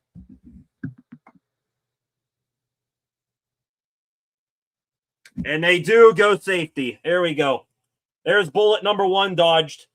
Caleb Downs is off the board, ladies and gentlemen, at pick number 11 to the Cowboys. And that does complete the prediction that I think I had, where I said, or I might have predicted it in my mock, I don't know. I had that feeling that all 4 of the outstanding Ohio State Buckeyes at the top of this draft, we're going to go off in the top 10. Just a little bit on Caleb Downs here real quick. before the Dolphins come up here. Again, Dolphins and Rams and Ravens, that is a murderer's row to take. Mekhi Lemon and Fenga Ioane, both of those men who we really, really like here for the Steelers, could be gone in damn near back-to-back picks. Back here to Caleb Downs, let me go to the defensive list here. Caleb Downs, top safety in the draft class, of course. Kind of felt like he is a Dallas Cowboys type of guy. 21 years old, just under 6 foot tall, 206 pounds, 30-inch arms, 9.5-inch hands. Second team AP All-American, first team All-SEC, SEC Freshman of the Year, and Sean Alexander Freshman of the Year when he was with the Alabama Crimson Tide in 2023. 2024 was a Thorpe Award finalist for nation's top defensive back. And then in 2025 with the Buckeyes, I mean, what didn't he win, accolade-wise? Big Ten Defensive Player of the Year, Jim Thorpe Award winner, Lot Impact Trophy winner, Bednarik Award finalist for nation's top defender. That's the only one he didn't win. AP All-American first team, All Big Ten first team, Big Ten Defensive Back of the Year, and Bronco Nagurski Award finalist for nation's top defender. He is a very accomplished young man. 1 sack, 2 forced fumbles, 2 interceptions, 1 pass breakup, 68 tackles in 14 games last year for the Buckeyes. Can align anywhere. Plays deep, plays in the box, slot, you name it. Strengths, one of the highest football IQs in this class, and a rare nowadays student of the game. He studies like you would not believe, and he watched and studied growing up, mimicked his game after 2 legendary AFC North safeties, that being Ed Reed and, of course, the flying Hawaiian Troy Polamalu.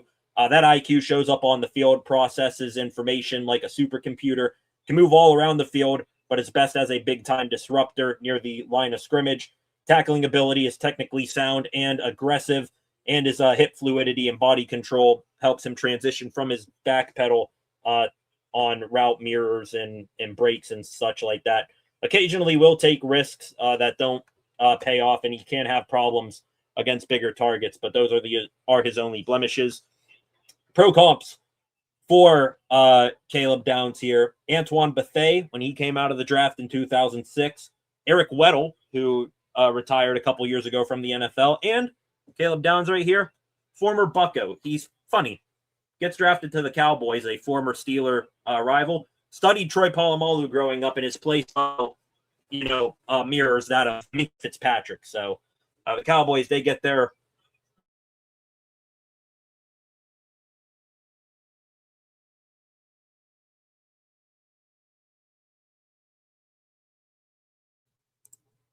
now on to pick 12. That was pick 11 for the Cowboys. My apologies. So just outside the top 10 went Caleb Downs. Pick 12 now on the board, and it is the Miami Dolphins.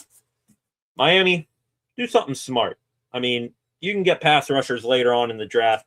Get like an offensive lineman or something right now. Build in your trenches. Do your rebuild right. They could go Ruben Bain Jr. too, edge rusher from Miami. He could continue playing in Hard Rock Stadium down there in Miami where the Canes play, except now he puts on a Miami Dolphins uniform. Pick is in for the Dolphins.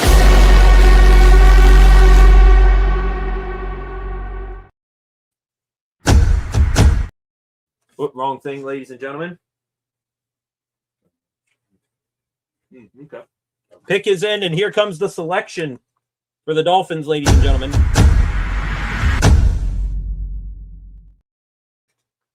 No Mekhi Lemon. No Mekhi Lemon. Come on. Take Ruben Bain. Whoa! What? Whoa! Whoa! Okay. Okay. Okay. They did go tackle, Okay. like I just speculated.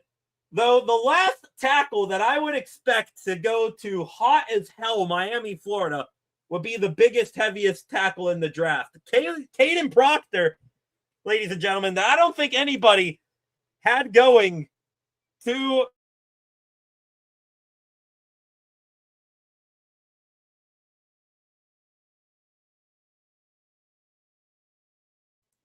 I thought they could have gone a Monroe Freeling or something like that. Maybe a a Caleb Lamu, but not Caden Proctor.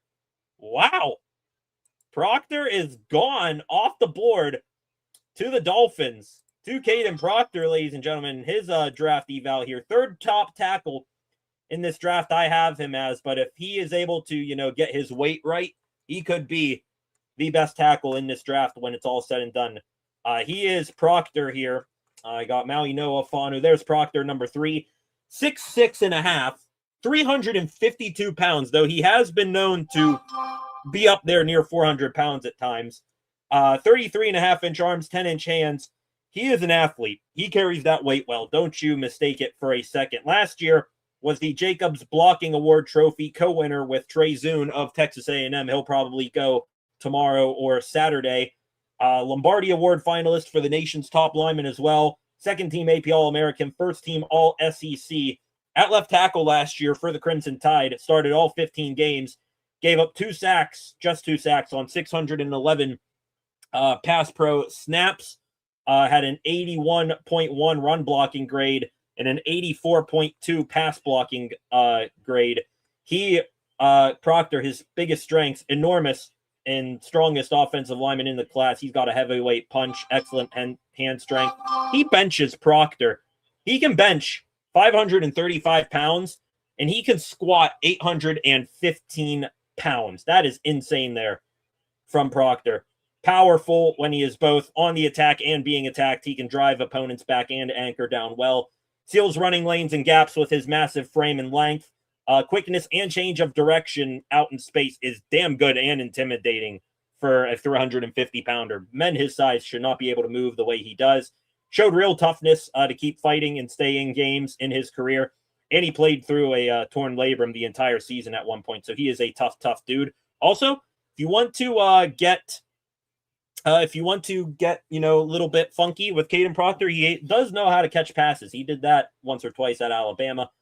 Weight limits his capabilities at times, though, when he, does get a little overweight.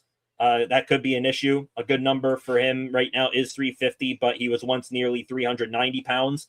Lateral movement in pass pro is a big issue. He doesn't recover or react fast enough on inside moves. That got exploited a ton in college. And his arms are on the smaller side a little bit for his body, more or less results in him catching first contact rather than administering it. Pro comps for Caden Proctor. Evan Neal, who now could be in trouble of losing his job since the Giants just drafted Francis Maui-Noah a few picks ago. And DeWand Jones, big left tackle for the Cleveland Browns currently. To the comment section, all of you in here right now, the 2 players that we really, really love are still on the board, like Lance says right now. Makai Lemon is still there, and Venga Ioane from Penn State, he is still there as well, though we are at risk right now. And yeah, I don't know what happened. Pittsburgh Pirates right now, it's bottom of the 4th. They're losing 6-0. What happened, Bubba? Bubba. 7 hits, 6 runs. I have no idea what's going on there. Lemon and Venga are still there on the board, though. This is the grit your teeth moment of the night, ladies and gentlemen, because Lemon, he has been the poster boy pick for the Rams here at pick 13, and Venga, the same thing for the Ravens at pick 14. So we are in grave danger right now of both of those outstanding players and fan loves and crushes of the Steelers going off the boards quickly. Pick is in for the Rams, so they made it. Oh, Here we go.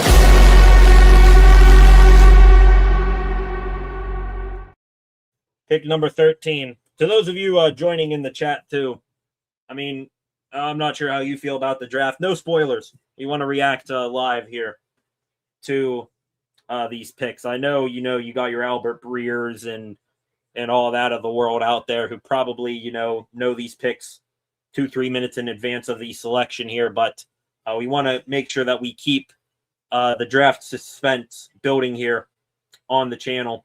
There's Ruben Bain Jr. Does not look like Ruben Bain Jr. is getting up at all. So, I mean, the Rams weren't really looking at an edge rusher. They got, Jared Verse and who's it, Kobe Young and all that. So Reuben Bain Jr. is still there. He is not moving. The only other hope, other than Makai Lemon here, would be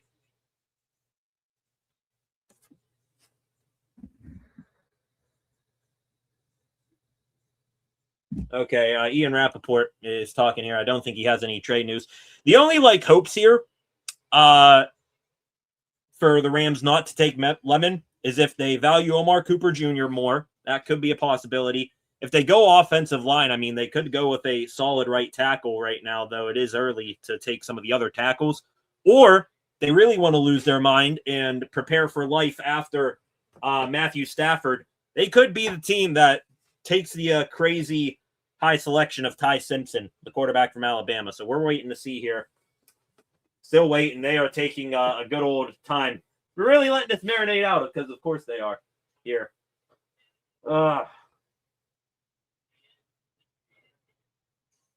No Makai Lemon. That's all I pray. If Makai Lemon makes it past the Rams here, I think the Ravens, they would go either Venga or Kenyon Sadiq, the tight end out of Oregon. That would then make the Steelers, in prime position to jump up in front of the Tampa Bay Buccaneers and take Makai Lemon. That is our only hope right now.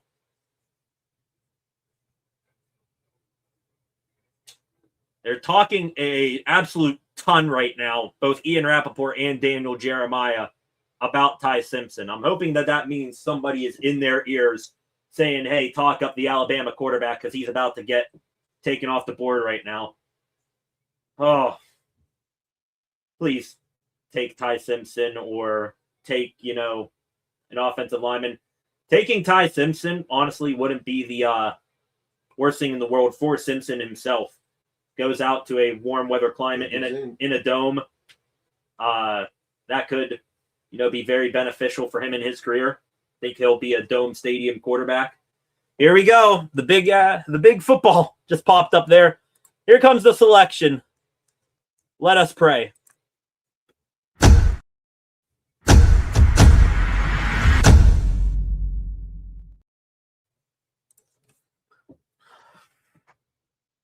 Come on. Give me good news, Raj. Please.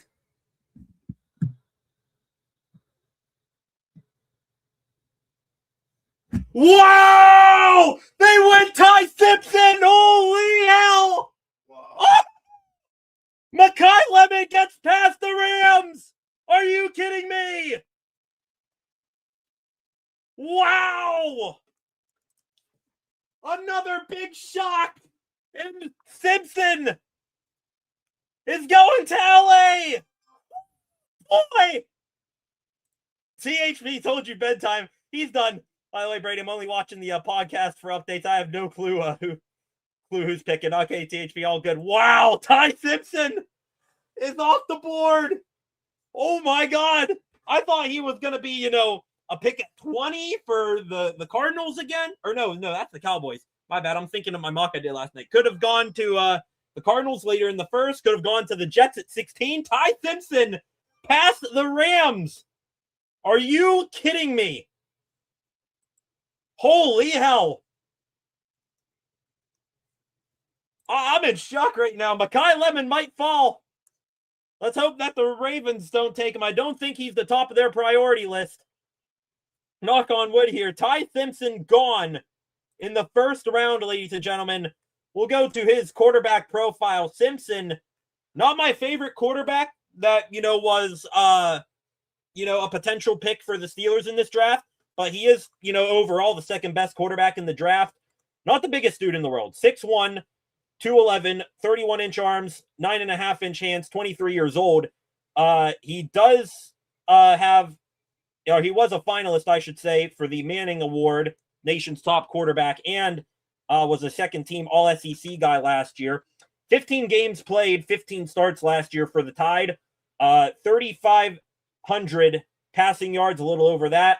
64.5 completion percentage, 28 touchdowns to 5 interceptions for Ty Simpson. His strengths and weaknesses here. One of the most technically sound and mechanically sound quarterbacks in the draft class. His footwork, balance, delivery, all of it it is a quarterback coach's dream. Throwing motion, very clean and accurate, even in big game moments. He's a quick processor, gets the ball out to his reads in a timely manner. Smooth movement in the pocket to buy himself a little extra time to scan the field.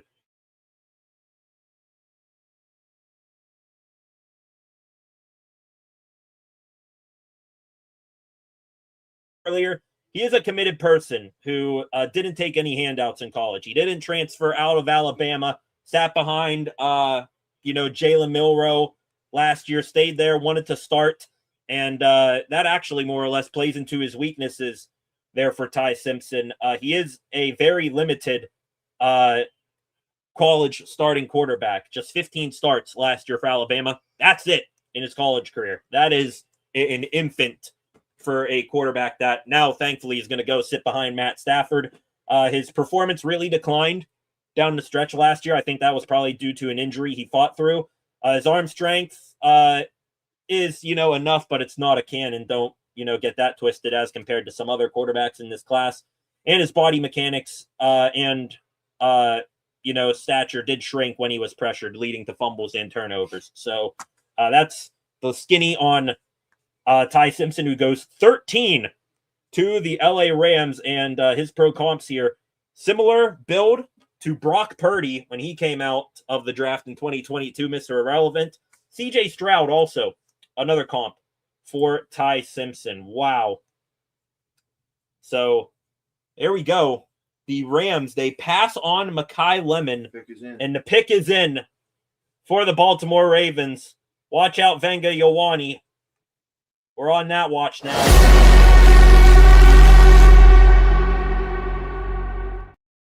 Tell me the Ravens here. What would be best here for the Steelers is if the Ravens were to go with the super sexy pick and go with the playmaker in Kenyon Sadiq, the tight end out of Oregon. Of course, we all remember this past offseason, the free agency cycle in particular for the Ravens. Flacco, where they got Flacco, the Ravens.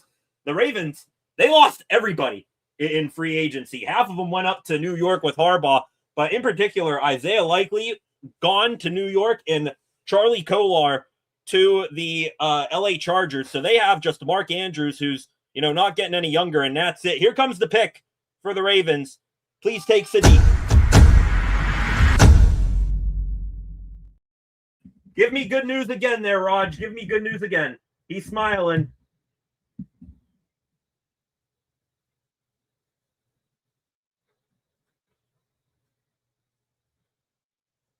Shit. There goes Venga. Ah. Damn it. They don't go Venga. Or they do go Venga. Damn it. Ah.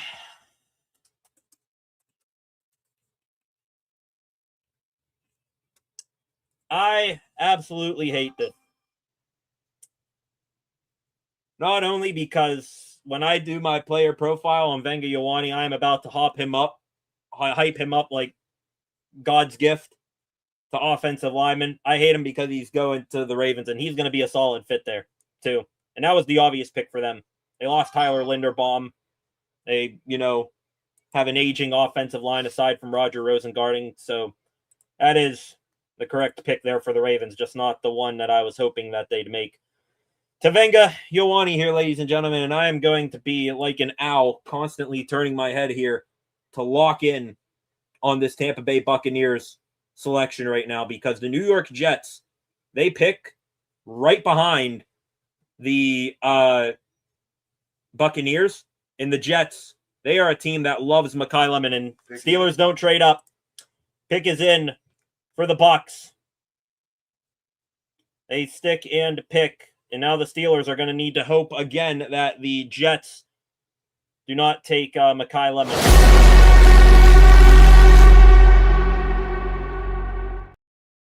Back here to Venga Ioane real quick as they go to commercial break. Buccaneers pick coming up here in a few minutes. Venga Ioane, by far, maybe not by far, but if you were to just take, positioning away, he is the best offensive lineman in this draft class. His pronunciation of his name, Olivavenga Ioane. So hoping everybody gets that phonetic spelling and pronunciation down now from here to the end of time. 22 years old, 6'4", 320, 33-inch arms, 10.5-inch hands. Was a top 30 visit with the Steelers earlier this month, but I didn't think really throughout this process the Steelers were just dying to get Ioane. 2025 first team All Big Ten and 2025 second team AP All American. No sacks allowed in 311 pass pro snaps last year. Had a 786 pass pro run block grade and an 87 pass block grade. That was sixth amongst offensive guard. Plays left guard primarily. Strengths for Vega Ioane. You line up against him, good luck, because he is probably the most put together plug and play offensive lineman in this class, and now he's going to be taking on Cam Hayward and Keanu Benton or another nose tackle the Steelers take in this draft.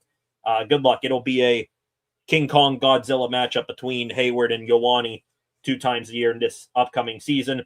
Sculpted by the football offensive line gods, has thick limbs and a massive yet durable frame.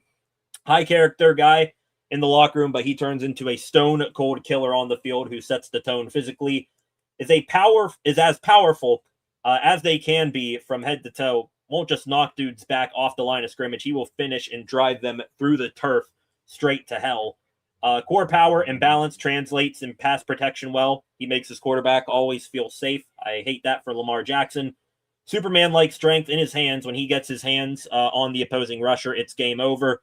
And he can do many things in terms of motioning, pulling, position versatility. Can line up as a wing tight end and show you his football IQ at times. His only 2 minor weaknesses right now for Vega Ioane. Lateral quickness is his biggest weakness right now. Stunting defenders coming across his face can give him fits at time. And run blocking is not nearly as developed as pass blocking. His hand timing is a little off. He doesn't always get his full frame on moving targets. Pro comp for Vega Ioane, I think he has a good chance to be twice as good as all of these guys I'm about to say right here. Kevin Zeitler, Cooper Beebe, and Tyler Booker, who was drafted last year. Those 3 men, close as they come to being comped to Vega Ioane. Absolutely hate that with a burning passion that he went to the Baltimore Ravens here. Flacco here, little faith. Yeah, we're screwed. That hurt. Also hurt that Vega, or that the Tampa Bay Buccaneers are sticking and picking now. Ay. So who do the Buccaneers go with here? We got to ask ourselves. Cowboys want Bain and McCoy, Tennessee corner. Well, they took Caleb Downs. Could the Cowboys conceivably trade up for Ruben Bain? Or maybe Bain goes off here. Ruben Bain Jr., he is the last edge rusher on the board. The Buccaneers, they do need a rushing complement to Kalijah Cansey and Vita Vea. So Ruben Bain, his draft night slide could end right here. Thinking of some other places where the Bucks can go here. Maybe DB subtly could be a target for them. Tight end, Kenyon Sadiq could be a guy here. Cade Otton, their tight end. I don't think he's going to be sticking around for much longer beyond this year. And Mekhi Lemon, I don't think Mekhi Lemon's on the Cowboys board here. He is the Buccaneers, they're set. Godwin, Egbuka, McMillan, they've got enough wide receivers. Don't take Mekhi Lemon and be greedy here. Here comes the pick for the Tampa Bay Buccaneers.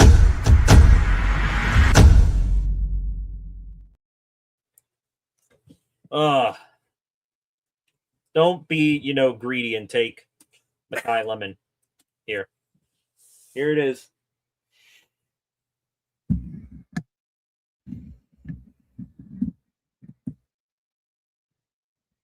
And indeed, as I just said, the longer wait than expected for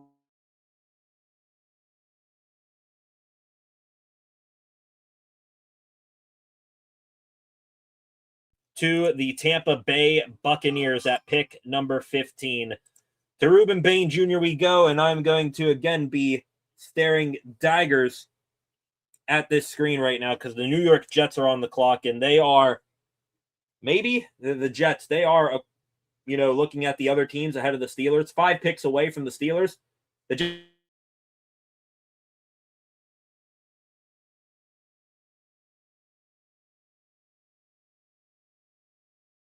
with Dallas, but not all that likely in my opinion. So if Lemon gets past the Jets here, maybe the Steelers can trade up not all that much and get their guy.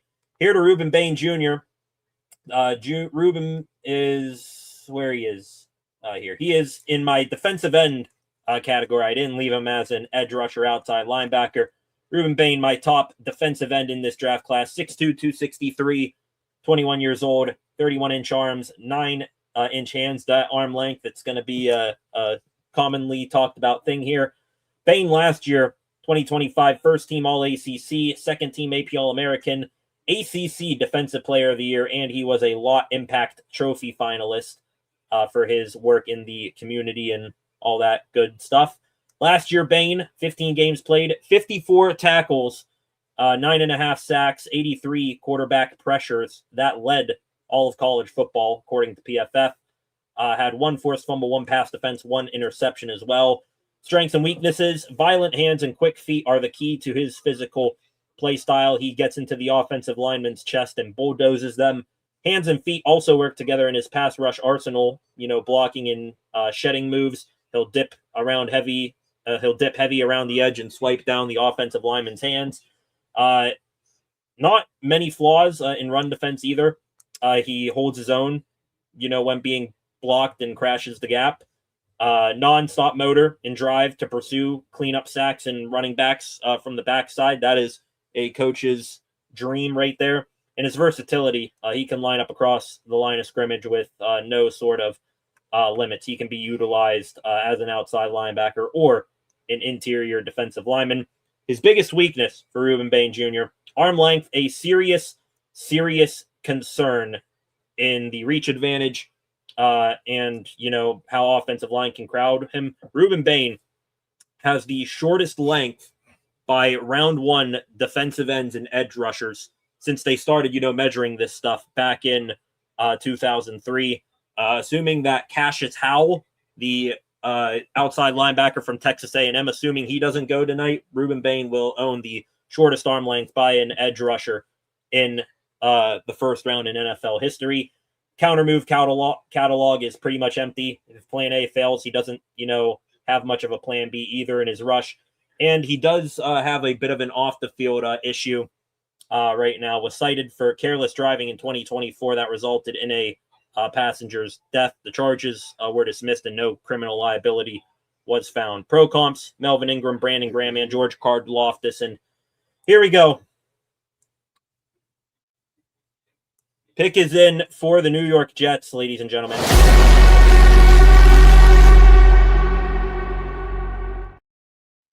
And they are celebrating in the Jets draft room like giddy schoolgirls. And I hate the look of that because that means one thing. They probably got a wide receiver that they really like. And if it is not Omar Cooper Jr., it is Mekhi Lemon. It's one of those two guaranteed. Here's the pick for the Jets.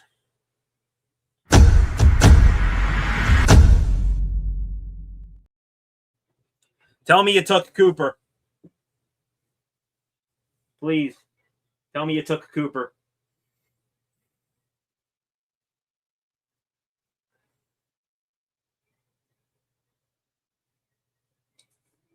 What?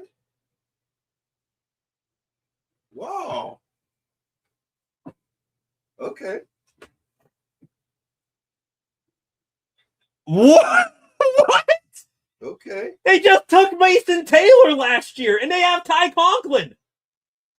Kenyon Sadiq just went to the New York Jets. Are you kidding me? Oh my God. What just happened?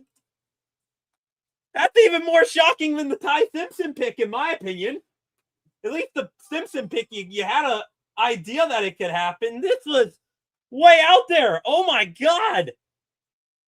Kenyon Sadiq just went to the New York Jets. Unreal. The top tight end in the draft off the board at 16. And they already have Mason Taylor, who's going to be a good tight end for them that they took last year, and they got Tyler Conklin as their other tight end. Tight end was probably, a bottom 5 positional need for them, and they get Sadiq. Are you kidding me? Wow. Okay, Mekhi Lemon and Omar Cooper, they survive another wide receiver pick, ladies and gentlemen. Let's go. In reality, I love Lemon more than I do Cooper. At the end of it, if we do take Omar Cooper, I will be very pleased with that pick. But Lemon is still the draft darling here. Kenyon Sadiq to the New York Jets, ladies and gentlemen. Lions pick is in. And the Lions, their pick at pick 17 here is in. I wonder where their heads are at. They have been long, been mocked to take an offensive lineman in this draft class. I think their 2 favorites, Proctor and Fano, are off the board. They could go Monroe Freeling. That would make a ton of sense. Get a developmental left tackle to replace Taylor Decker. I think that could be where the Lions go here, but we shall see. And right now, if you're Omar Khan, I wonder what Omar's thinking. Omar Khan and Andy Weidel, they must be talking to Jesus, because they have this sixth sense of reading the board and seeing things fall to them. There is no guarantee that any of these 4 teams left in front of them take a wide receiver, let alone it be Mekhi Lemon. I'm going to knock on wood to, cancel out the jinx here. But 4 teams in front of the Steelers right now, it could be, just a wait and let, one of Cooper or Lemon fall to you type of scenario here for the Steelers. And that will leave them with their 4 draft picks tomorrow, and they can trade up in round 2, should they so choose here. To the comment section, you guys are flipping out right now. Flacco, the emoji that my face just impersonated right there. Interesting from Thomas. Shout out, Thomas. First time I'm seeing you here tonight, Thomas. What's up? Thank you, Jets, there from THP. Same thing from Flacco. Maybe they are going to try him as a big wide receiver instead of a tight end. I mean, could they do that? Yes, but also, I mean, who's their top wide receiver, honestly, behind Garrett Wilson? Josh Downs, who's a WR3, John Mechie, who they acquired on the cheap. I mean, they really don't have a solid wide receiver, pure wide receiver, outside of Garrett Wilson. And I guess, yeah, you could try out Sadiq as a big, wide receiver, but man, I was not expecting that there for the Jets. Come on. I hope Lemon makes it, Flacco says. I am here too. They may have gone best available no matter the position. Yeah, that could be the case there for the Jets. Sadiq, could he profile as a better tight end when his career is all said and done than Lemon is as a wide receiver? Yeah, they could see that. Wonder if that makes Tyler Conklin expendable. Running through Kenyon Sadiq here, though, real quick. I'm still just in utter shock at that pick. Of course, as if there was any doubt, he is the number 1 tight end in this draft class. 6'3", 241, 31.5-inch arms, 10-inch hands. Sadiq tore it up and set records at the combine. 4.39 40-yard dash at the combine for Sadiq. That is an NFL combine record by a tight end. It broke actually a former Pitt Panther and 93.7 The Fan radio show host Doran Dickerson. He held that record, and Sadiq broke it. Also recorded the 3rd best broad jump by a tight end in combine history at 11 feet 1 inch, and his vertical 43.5 inches. Sadiq last year, 2025 first team All Big Ten, second team AP All American, Qualic Clark tight end of the year in the Big Ten, and did not win the nation's top tight end, oddly enough. He was a finalist for the John Mackey Award, did not win it. Mekhi Lemon, they just came back from commercial break. They showed him in the green room. Doesn't look like the Lions rang up his phone during the break. He is still sitting there. The Giants, or the Lions, hugs and figurative kisses in their draft room. Last year, Sadiq, 14 games played, 51 receptions, 563 receiving yards, and 8 receiving touchdowns. That led college football for tight ends. strengths, running through those real quick. Best yak tight end in the class. Strong, athletic, agile, explosive after the catch. Gets nice separation off the snap and coming out of breaks. Can play almost any offensive position. Vertical speed is outrageous. Strong hands attack the ball. Is sneaky reliable as a blocker. Weaknesses, zone recognition to sit and stay. Crazy catches. He'll lose focus on, normal catches, and his technique when blocking needs to improve. Vernon Davis and Trey McBride are his comps.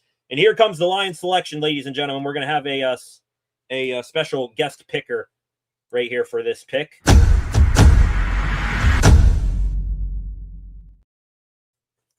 #17, the Detroit Lions.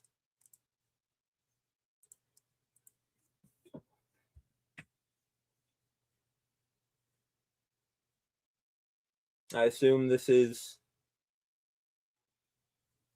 a fan. And it is a Make-A-Wish selection. I was waiting for Goodell to say it. They don't want to speculate it. Easton, Make-A-Wish Foundation is going to make the Lions selection here. Good for him, kid. Here we go.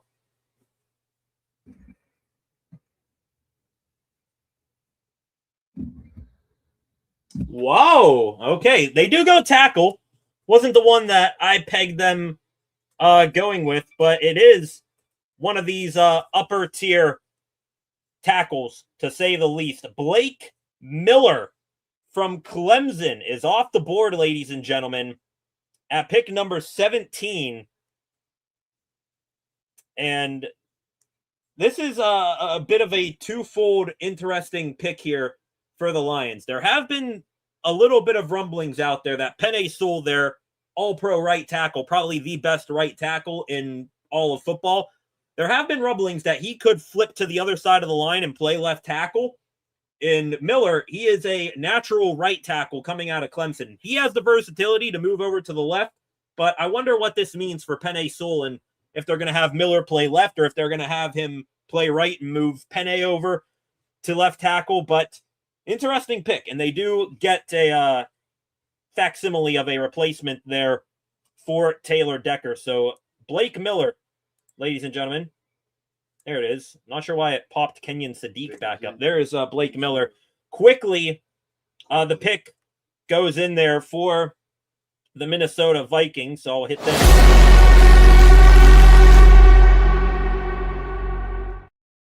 Don't think the Vikings are as dangerous of a potential wide receiver selection as the next two teams. And Goodell is immediately coming back to the podium here. So we'll have to break down two picks back-to-back here in a second.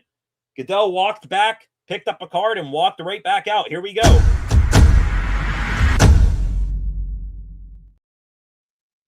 Keep an eye out here, ladies and gentlemen. 18th pick.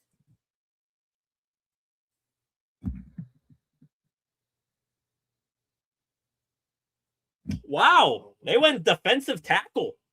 Interesting there for Minnesota. They turned in that card really quickly, and they take our first D tackle of the night off the board. It is a guy who is a freak athlete. Just got to keep him on the field. It is Caleb Banks from Florida who is the pick. That actually makes a ton of sense for the Vikings. I think they cut ties with both Jonathan Allen and Javon Hargrave this past offseason, so they have who the hell knows at defensive tackle. Getting your pick of the litter at the tackles in this draft was probably the right move for them. Blake Miller here, back to his pick right now. Two picks to analyze right now as the picks are coming off faster and faster. Carolina and Philly are on the board. I am worried that Carolina could go wide receiver. They probably are a team that could get another pass catcher for Bryce Young. But also, oh, wait, whoa. I'm just now noticing we have a trade alert, ladies and gentlemen. What the hell are they doing business with each other for? Hang on.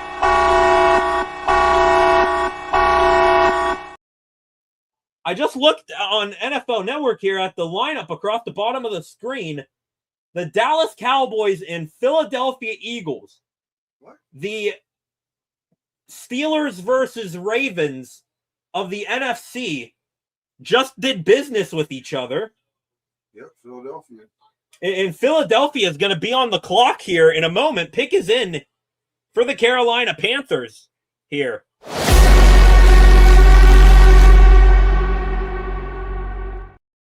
Back to what I was saying here about the Panthers. They could worry me for a potential wide receiver pick, but it's not the greatest threat in the world.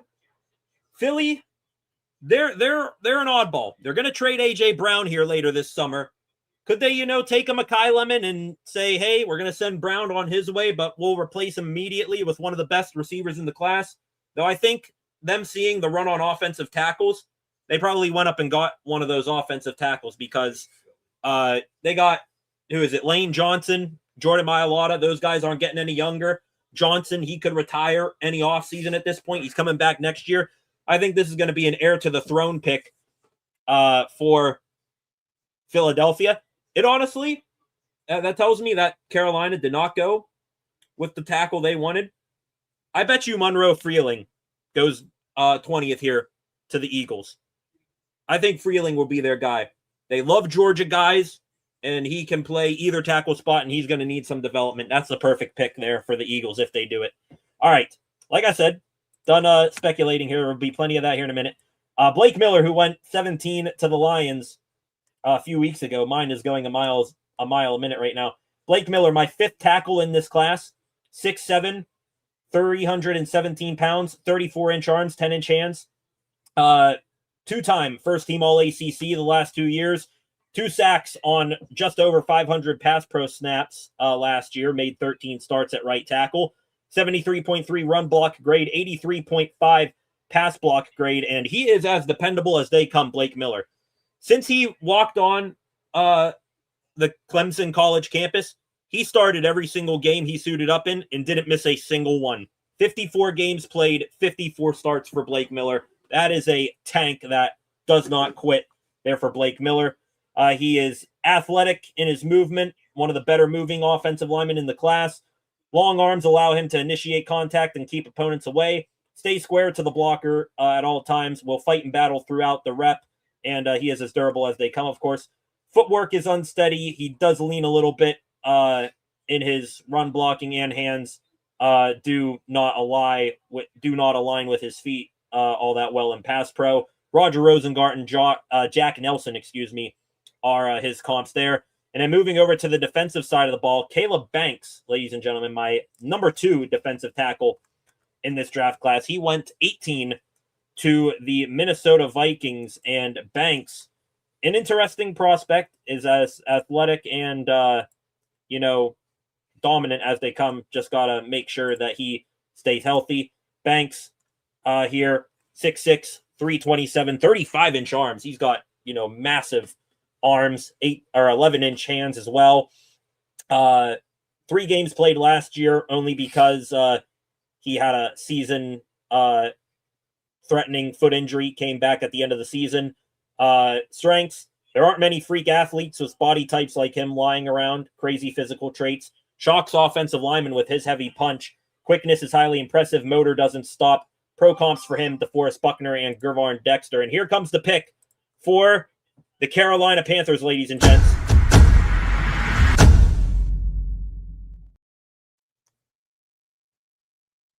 Oh, wow. The run on offensive lineman continues. The guy who I just said could go to the Philadelphia Eagles at 20 that I thought the Panthers passed up on. They did not. Monroe Freeling. Monroe hooked on a Freeling. The Georgia product, who is pretty much a carbon copy of a prospect as what Broderick Jones was a few years ago. He goes to the Carolina Panthers. Wow. There we go. Offensive run continues. I'm hoping Philly does the same here. Please, no Makai Lemon. Steelers are going to have Makai Lemon or Omar Cooper Jr. on the board here at 21. That is a win already here, assuming that they make one of those 2 picks. Monroe Freeling here in the offensive tackle category, my number 4 offensive tackle in this class. Freeling, 6'7.5", 315 pounds, 34.5-inch arms, 11-inch hands, kind of similar to what Blake Miller had, size-wise a few moments ago. Last year was a second-team All-SEC, gave up just 2 sacks in 469 pass pro reps, played all 13 of his starts at left tackle, 61.7 run block grade, 86.1 pass block grade. His strengths, size is damn good. And here we go. I'm sorry. We're going to have Monroe Freeling and this next pick for the Philadelphia Eagles wait, because the Steelers are now on the clock. The Eagles just made their pick.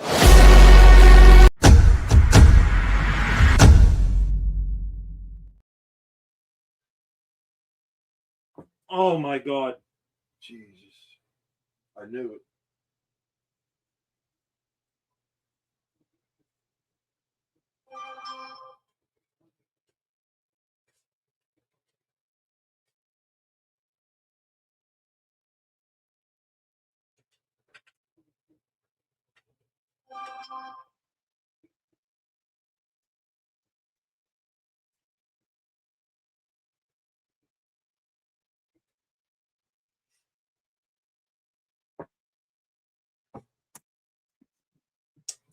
Well, let's see. Case, you don't know, the feeling, the feeling in the pit of my stomach I just had just became reality. Makai Lemon going to the Philadelphia Eagles. Are you kidding me?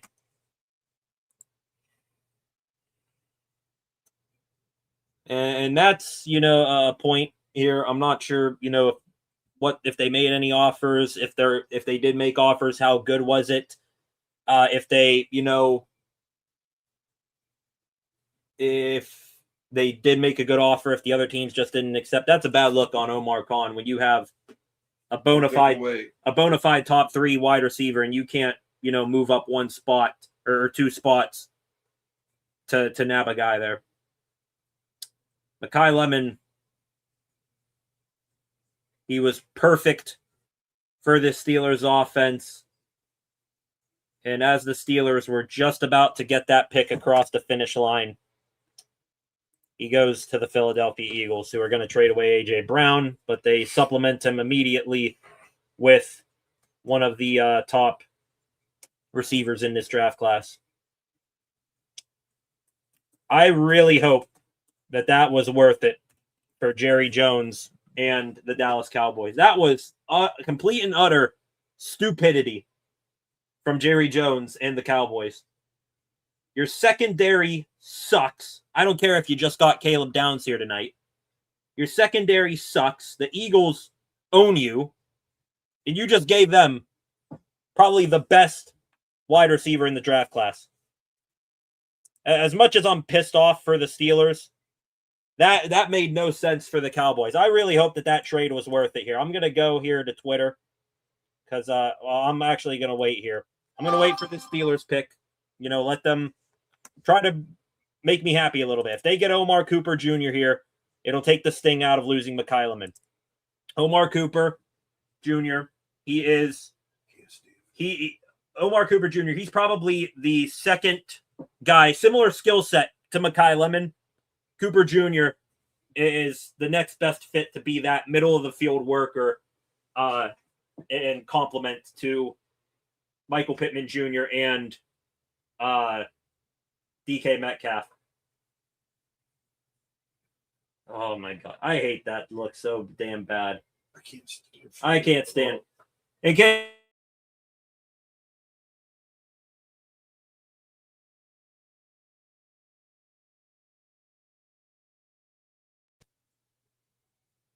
And cannot stand Philadelphia.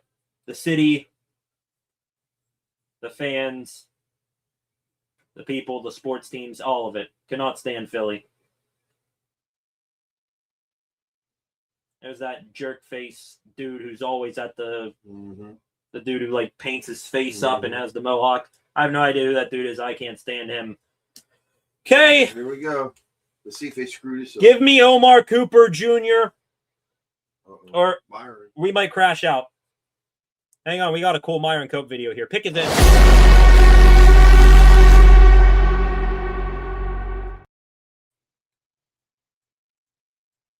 They got Thunderstruck playing. They got a whole hype video for the hometown Steelers team here. Here we go. Come on. Omar.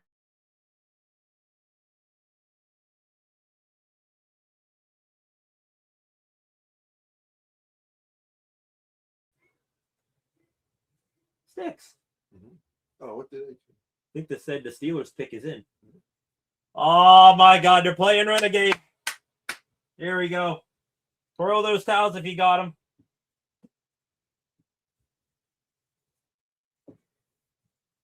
This is cool.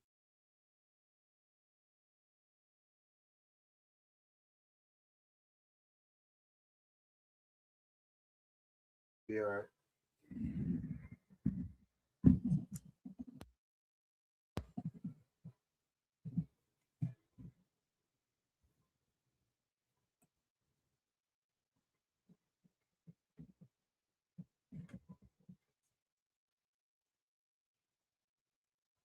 They said the Cowboys got a Ford.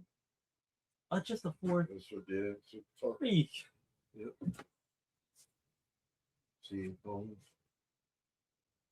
Look at the comments now.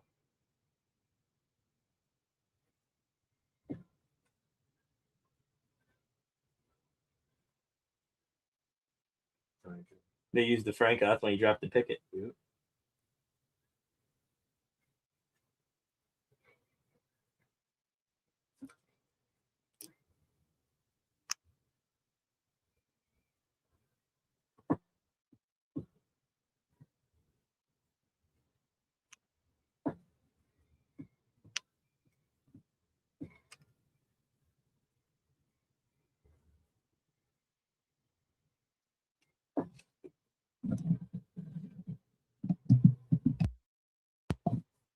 Okay, testing. What? Here we go, ladies and gentlemen. Renegade just played, and here comes the Steelers selection. It is Jerome Bettis leading the way out. He is going to make the pick. You have all of the local high schools and their football teams represented. Here we go. This could be Omar Cooper Jr. I'm hoping it's that. Could also be Denzel Boston or Casey Concepcion. Okay, Jerome Bettis. Please.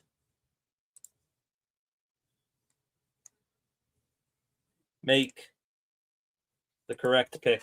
Omar Cooper Jr. is it's the correct one here. It's got to be.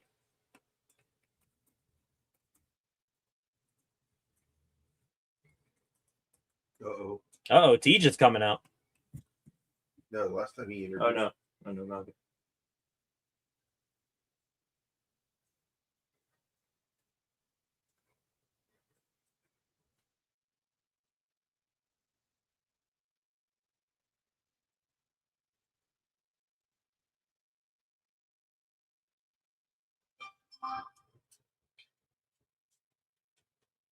Good night, everybody. It was a good stream. Good night, everybody. What the hell?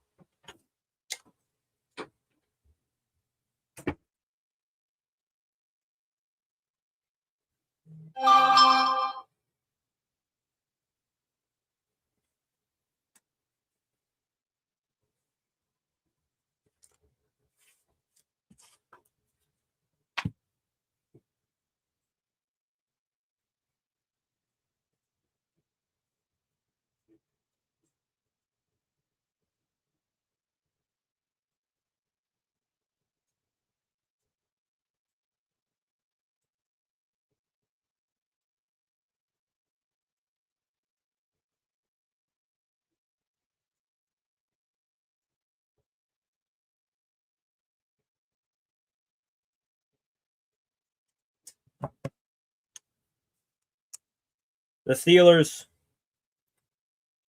not only do they not move up in the slightest bit. By the way, Jerry Jones, Dallas Cowboys, go F yourself. I did see that the Mekhi Lemon trade compensation was just a fourth. Really hope that fourth pick was worth it, not only to screw us over, but to also put a premier offensive weapon in your own division. Steelers had the most obvious pick left on the board fall in their arms right there at pick 21. Omar Cooper Jr. was there out of Indiana. He has ties to Steelers wide receiver coach Adam Henry, and also one of the Steelers' alternate coaches, Frank Cignetti Jr., who is the brother of Kurt Cignetti Jr. They didn't go with Omar Cooper Jr. They did not go with another wide receiver who I thought the Steelers were absolutely in love with. That was Denzel Boston, who is a big target that I think Mike McCarthy was gushing over. They didn't do that. They didn't go with KC Concepcion, who is probably, if he, gets his drops under control, could be the best, most productive wide receiver in this draft class. They skipped out on wide receiver altogether. Altogether, they skipped out on wide receiver. They went to tackle. They went to offensive line. They did not, get Venga Ioane. He's long gone. They instead went tackle. And it is probably, out of all the tackles, near the top of the list here, the one that I least wanted. I know one of my favorite, analysts out there who I, love his stuff, Matt Williamson. He is happy as a pig in slop right now, but tackle in a project one, too. That's what makes it better. A project tackle. As if a project tackle in Broderick Jones did not get us into this issue in the first place. You have got to be kidding me. Pick is coming in right now. Here comes Goodell up to the podium. Piss me off, Goodell. Go ahead.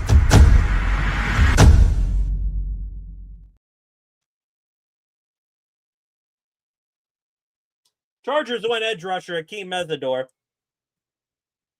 So he's gone off the board. One of the better edge rushers. But where can it make sense? Where does it make sense? I get, you want to solidify the line and, protect the next quarterback, protect Rodgers, build a nice nest for whoever is the franchise quarterback one day.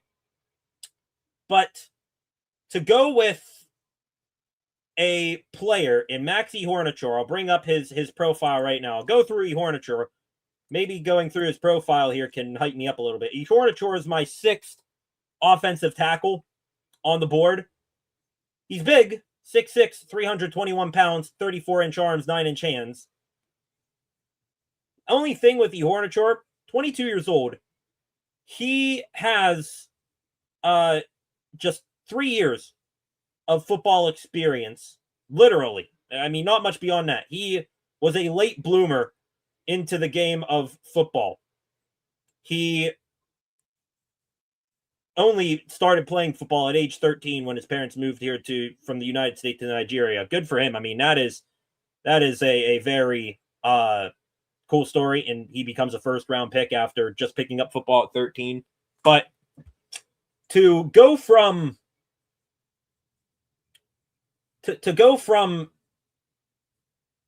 project tackle, and every single one of those Steelers fans in the draft pit there who just absolutely lost their mind for a Broderick Jones 2.0, who's probably even more raw than what Broderick Jones was drafted as, you are just fair weather, don't know your ass from a hole in the ground fans. I don't mean to commit, Steeler on Steeler fan crime right here, but that was absolutely horrendous right there. Maxie Hornichur, finishing up on him, did give up 0 sacks on 484 pass pro snaps, had a 66.8 run block grade, 78.3 pass block grade. But again, still just a project.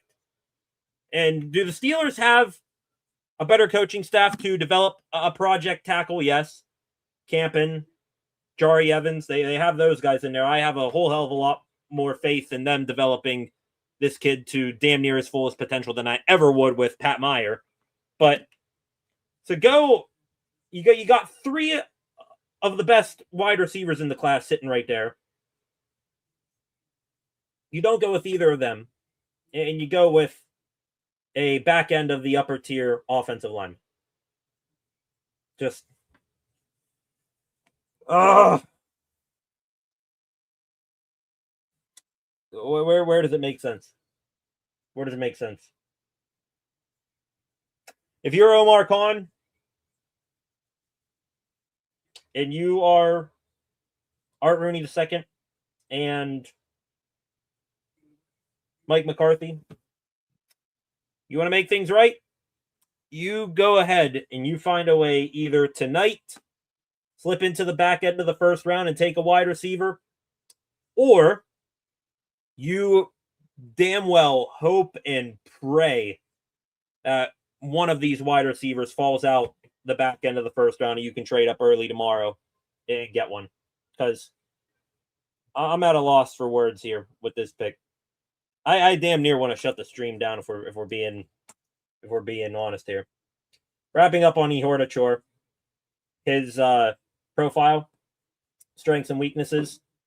Super powerful lower body in his kick shuffles, lateral slides, and when he gets moving out in space. That comes from his basketball and soccer background. Has really strong hands and long arms to hold his ground and corral all types of pass rushers. Well, he's going to be needing those tools in the AFC North. Balance and firmness in his stance. That holds up well in pass protection. He bends his knees, drops his weight, sets a sturdy anchor. Excels at carrying out duo blocks, sealing the front side and climbing to linebackers. He uses good cutoff angles on the backside to help spring big runs. Was a Senior Bowl standout in one-on-one competition, eating opponents alive there. Weaknesses, though, made 31 college starts, but still, like I said, new to football. Less than, 10 years of experience, didn't grow up in the game of football. His recognition and abilities for stunts, twists, and delayed blitz are not there. Punch accuracy and timing still developing. Initial punch is a tick behind, has a hitch in the punch that can go off frame. That'll lead to holding penalties. And he doesn't sustain blocks nearly long enough at the second level. Instead of latching, he'll shove the opponent and give them a shot at making a play. There's the Maxi Hornichor pick.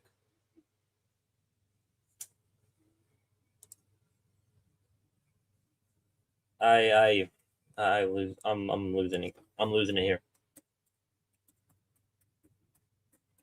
I'm hoping I pronounced his last name correctly off of just memory here. There's the pick. A project right tackle, not even natural left tackle either, out of Arizona State. They're going to replace Broderick Jones with Broderick Jones. Here comes the Dallas Cowboys pick.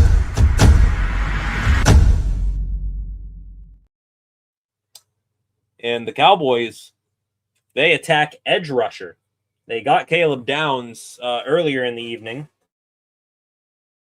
In edge rusher, too, it is Malachi Lawrence out of the University of Central Florida to the Cowboys. To the comment section, you guys reacting here to this pick. Rooney probably waiting for Rodgers to tell him who he wants. Yep. So dumb, says Flacco.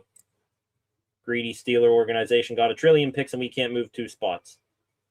You're telling me you couldn't have convinced the Lions or something to swap? I mean, 12 picks. You're not going to use all 12 picks. So why not, when the number 1 wide receiver in the draft, when he falls to the teams there, why not? I can't. I literally might shut down the stream. I'm not even going to lie. And piss on the rest of the draft. They just pissed in all of our Wheaties. That made absolutely no sense. Gonna have a field day with that one, I'm sure, on Steelers Twitter. I'm gonna check that out here in a moment. I just saw a notification here. I'll switch over on my phone here. The Steelers just went live. Stay where you are here. The Steelers just went live on their social medias. McCarthy and Connor are sitting there. So it looks like, oh, hey, we replaced Broderick Jones with Broderick Jones. Our work's done here for the night. Let's go home and take a nap. They don't even show interest in trading back up. Are you this? Would y'all be upset, honestly, if I, called it a stream there? Honestly, it's legitimately that bad.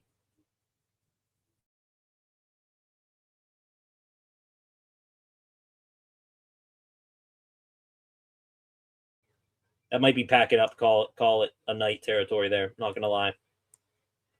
Matt Williamson is very happy right now. I hope that all of the gushing that he did over that pick really, made him happy. And I hope that he's correct in all of his beliefs of what Hornator could be. By the way, pick 24 has now arrived. The Cleveland Browns are back on the board at 24. They've already gotten their offensive lineman. Now watch them get Omar Cooper Jr. They, like the Steelers, in their first 2 picks of the draft, need to attack offensive line and wide receiver. They're going to let Omar Cooper Jr. slide right into the grubby little fingers of the Cleveland Browns.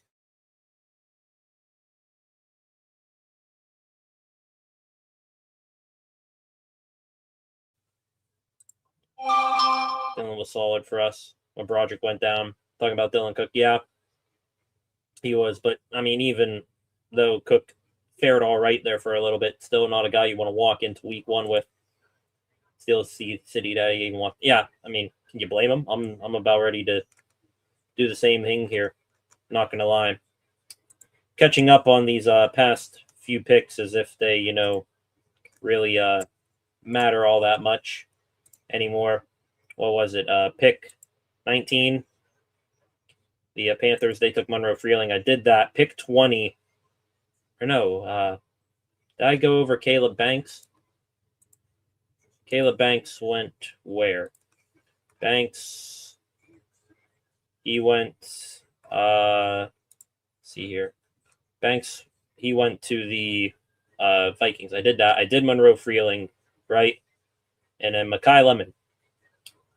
Ready for me to give you guys the breakdown here of Mekhi Lemon? Because I did this expecting the Steelers to not be incompetent and trade up to go get him if he fell past, the early teens. I expected them to do something to go get Mekhi Lemon, and I really hyped him up in my evaluation. Best believe that. Mekhi Lemon, my number 1 wide receiver in this draft class. 22 years old, 5'11", 192 pounds, 30.5-inch arms, 9-inch hands. He had a formal meeting with the Steelers at the Combine, was a top 30 visit with the Steelers at earlier this month. Told you everything you need to know about the Steelers loving him. Was in 2025, first team AP All-American, first team All-Big Ten, 2025 Polynesian College Football Co-Player of the Year. I believe that was with Spencer Fano. And he won this little thing called the Biletnikoff Award, which is for the nation's top wide receiver. And now the Steelers get to watch him go all the way across the other end of the Commonwealth. Last year, Lemon, 12 games played, 79 receptions, 1,156 receiving yards, and 11 receiving touchdowns. His strengths, extremely productive wide receiver in the middle of the field who majors in but is by no means limited to being a slot wide receiver. Feels like the Steelers could really use one of them, seeing how they have two big guys in Pittman and Metcalf. Strong, sturdy, and physical despite his height, making contested catches on the regular and absorbing hard hits to do so. Real quick, here's the Cleveland.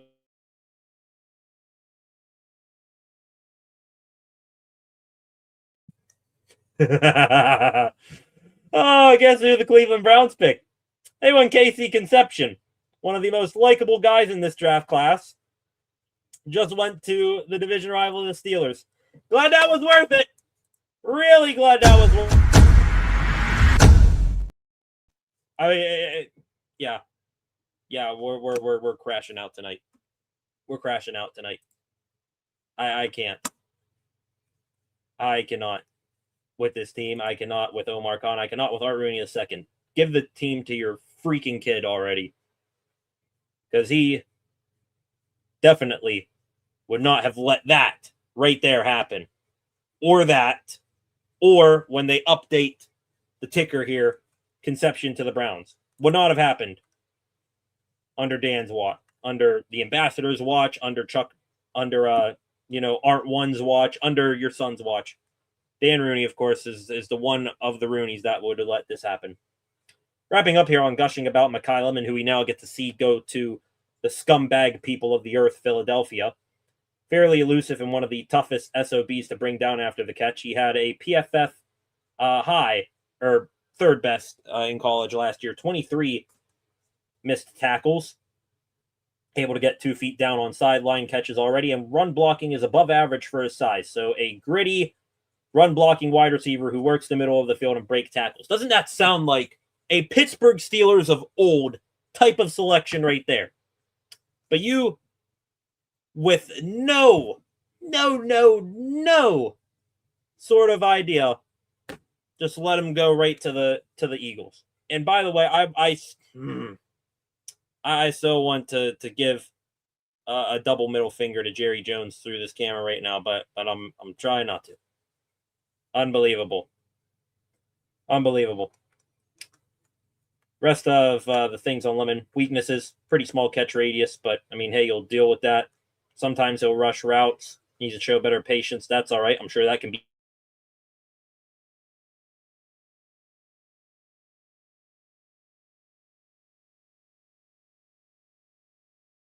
And per reports, he didn't test or interview well in his pre-draft process, but that didn't matter when you rack up over 1,100 freaking yards and 11 touchdowns in one season. And your pro comps are Amon-Ra St. Brown and Julian Edelman. Literally, Mekhi Lemon comped to one of the best wide receivers in all of football, and a wide receiver that tormented this franchise along with Tom Brady for decades. But let's watch them go to the Eagles. Unbelievable. Baby back BS. This is not fun. This is not fun. Here's the official Steelers tweet. Draft of Maxi Hornachor. Gonna read the comments here in a second.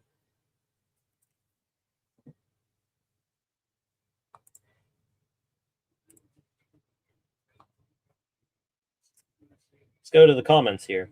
Season over. F you, Omar. F you.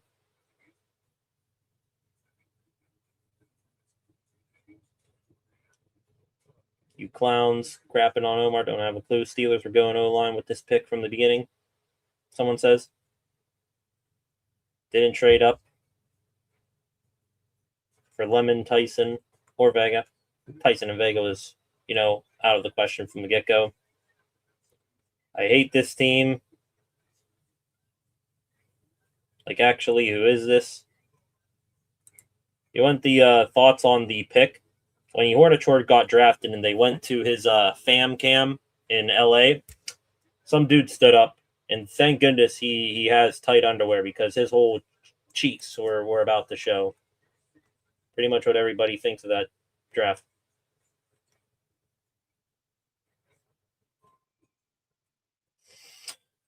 Unbelievable. Waste. Omar Khan, honeymoon's over, and you just effed up royally.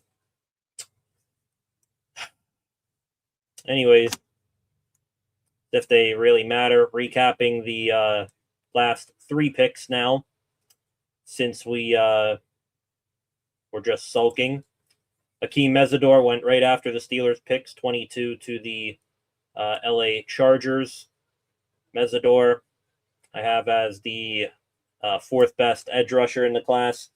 Old rookie, 25 years old, 6'3", 259, former West Virginia Mountaineer, did well there, and then didn't really, have a spectacular year until last year.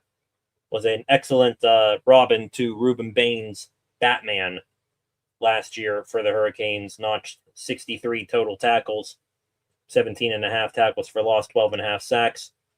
Excels in getting off the snap and bending around the offensive tackle. Sets firm edges like a lion, violent hands, constantly beat blockers.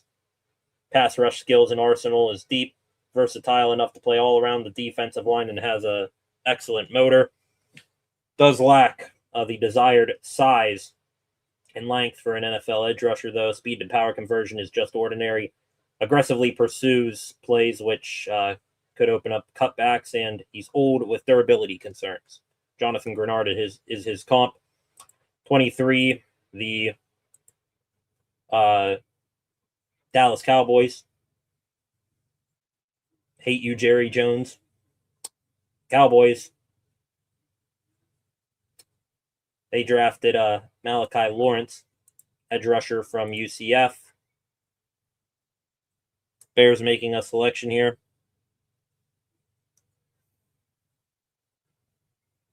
Wow. Dylan Thieneman went off the board finally to the Chicago Bears, of all teams. So Thieneman, who was mocked a ton, pretty much in every single mock draft, to the Vikings, he does not go to the Vikings. They pass up on him, and the Bears take a coveted player from a division rival. Meanwhile, the Dallas Cowboys did the exact opposite and gifted Mekhi Lemon to the Philadelphia Eagles. I don't care. Hate Philly. Every single inch in that city and town. Malachi Lawrence to the Cowboys at 23. Lawrence from UCF, 6'4", 253, 30.5-inch arms. First team All Big 12 last year, 28 total tackles in 12 games played. Led the team in tackles for loss with 11, 7 sacks as well, which led the team 2 forced fumbles, 3 pass defenses. Strengths for Lawrence, all-around great athlete that plays football. Very unpredictable pass rusher for using a variety of tempos and moves. Explosive footwork, showcased in his get-off, adequate agility and short area quickness as well. Weaknesses, abandons his assignment way too much. Play strength needs to improve as well. Gets washed out by double teams and down blocks. Vic Beasley, Boye Mafe, Josh Sweat, his comps. And then, as if the Steelers weren't happy enough, letting Lemon go to the Eagles and taking a tackle, they saw Casey Concepcion, my 5th best wide receiver. He is the in that top 6 group of wide receivers in this draft class. Concepcion, 5'11 and a half, 196, 30-inch arms, 9-inch hands, 21 years old. He is a very, very high potential draft pick. Won the 2025 Paul Hernung Award last year for nation's most versatile player. Steelers had no interest in that. Why get a wide receiver and a wide receiver that can kick return when you have both of those needs? Let's take an offensive lineman instead. 2025 first team All SEC, 2025 first team AP All American, as well as an all purpose player. Last year, Concepcion, 13 games played, 919 receiving yards on 61 receptions and 9 touchdowns. Wide receiver that can run every route in the route tree dynamically. Yak King of this wide receiver class. Can pluck the ball out of the air and turn into an extremely dangerous runner. Is explosive, accelerates well, has breakaway speed, quickness in his routes and out of breaks help get him open. has a high IQ for finding soft spots in zone coverage, and he's an electric punt returner. Those are the strengths for Concepcion. Weaknesses: had a case of the dropsies in 2025. It's likely a concentration issue. Though he is explosive through routes, he lacks constant changing of tempo. I'm sure that can be coached. Adjusts poorly to softly thrown balls, and his run blocking effort and technique in the slot is inconsistent. Really wish the Steelers would have gotten a guy like Matthew Golden, Doug Baldwin, or Corey Coleman, all guys who Casey Concepcion is compared to. But nope, let's take the Broderick Jones 2.0, except he doesn't play left tackle, and that he's probably less developed in the game of football than Jones was. Outstanding. What are some of the other picks we missed? Dylan Thieneman, he just went to the Chicago Bears. Houston Texans are now on the clock, and their pick is in. Dylan Thieneman, second safety to go off the board in this first round, and he is the second safety in this class, but he is no slouch compared to Caleb Downs. Thieneman, and 9 times out of 10 other draft classes, would be the number one safety off the board, but you know, I'm sorry, I'm losing my train of thought here. Night just keeps on getting better. So much better. Houston Texans just made their pick, and they took one of the guards that I really like, Keelan Rutledge, guard out of Georgia Tech. Dude is an absolute monster. Hell of a dude to cheer for as well, given, what happened in his football career almost ending. Now he's going to Chicago. Or going to the Houston Texans, excuse me. Thieneman, the safety, will be the top safety in about 9 out of 10 other draft classes. He just ended up in the one with Caleb Downs. Thieneman, 6 foot tall, 201 pounds, 31.5-inch arms, 4.35, 40 in the combine. Broad jump, 10.5 feet, 41-inch vertical.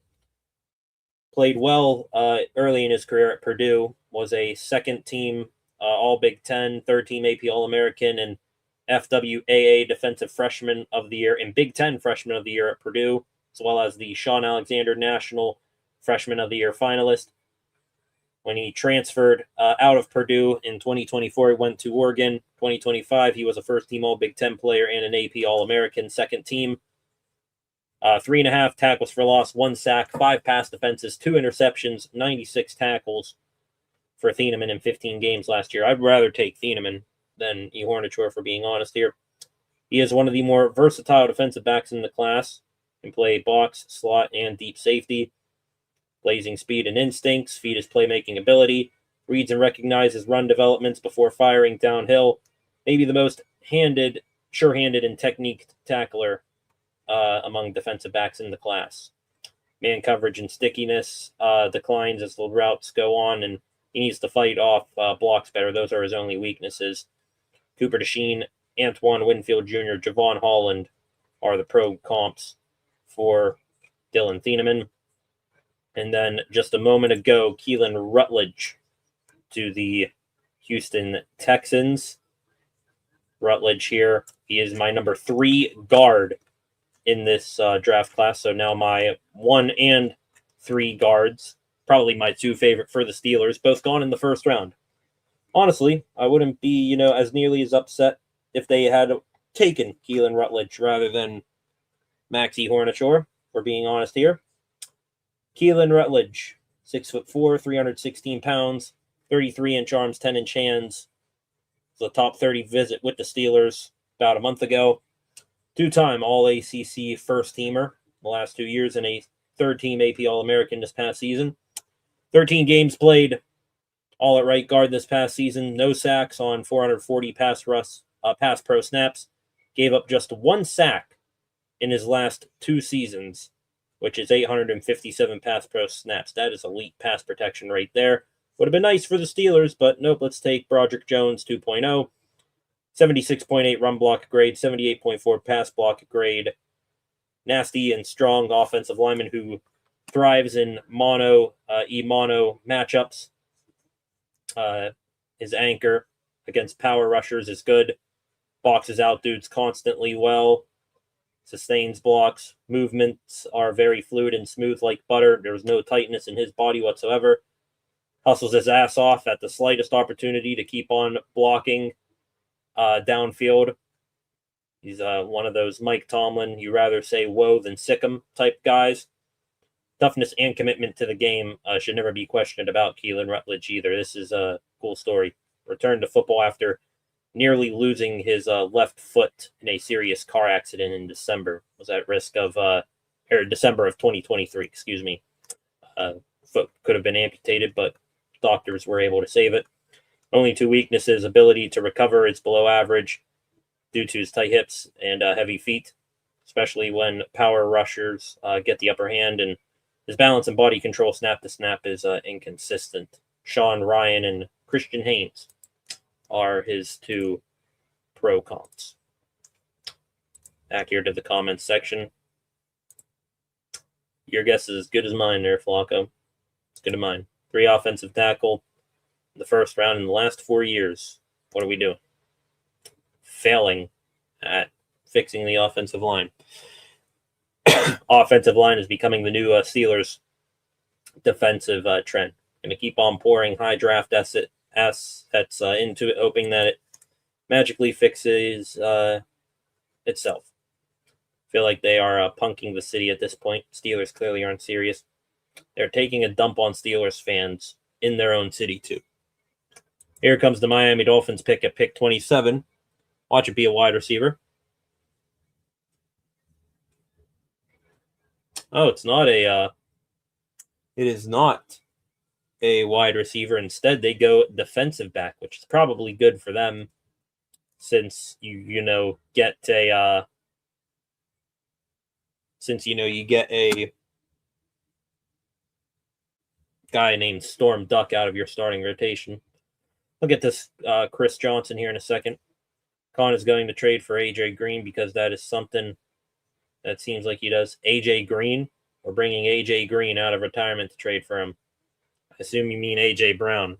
And if that was the hope, AJ Brown, he ain't coming here. He's going to go to the New England Patriots. The fighting New England Rossinis. As am I, Flacco. As am I. What's the difference between the dude we drafted in Lomu? Caleb Lomu, he's a natural left tackle. A little bit more experienced. Maybe, needs some refinement in his pass pro. But, I mean, at least with Lomu, you could have convinced me on you went with the natural left tackle. Do you think Dylan Gook can kick inside the guard? I don't know. I mean, maybe.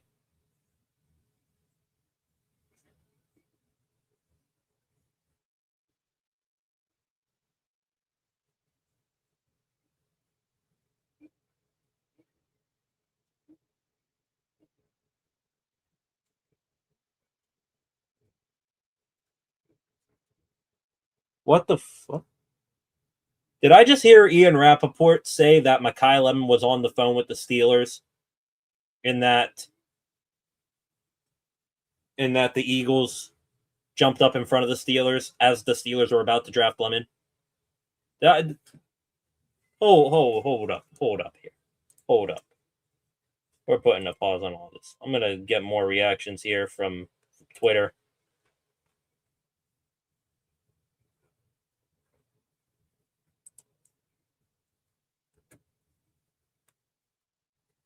This is unbelievable. This is the nightmare first round. This is the nightmare first round, ladies and gentlemen.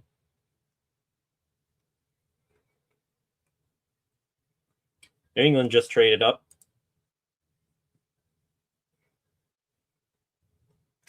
Caleb Lomu just went off the board to the New England Patriots.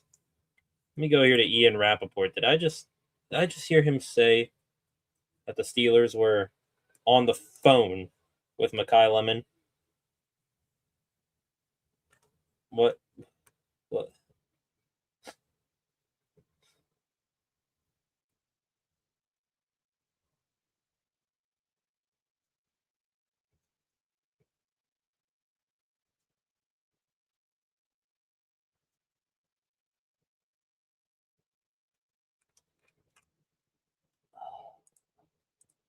I'm at a loss for words, bro. I know it's creating poor content here, but I cannot believe this.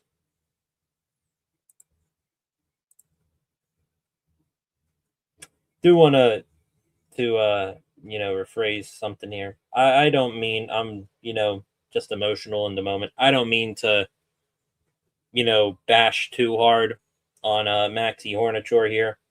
Just frustrated. I really hope that he kills it and becomes a stud for the Steelers. Just frustrated in the moment. Don't mean anything malicious at him as a player.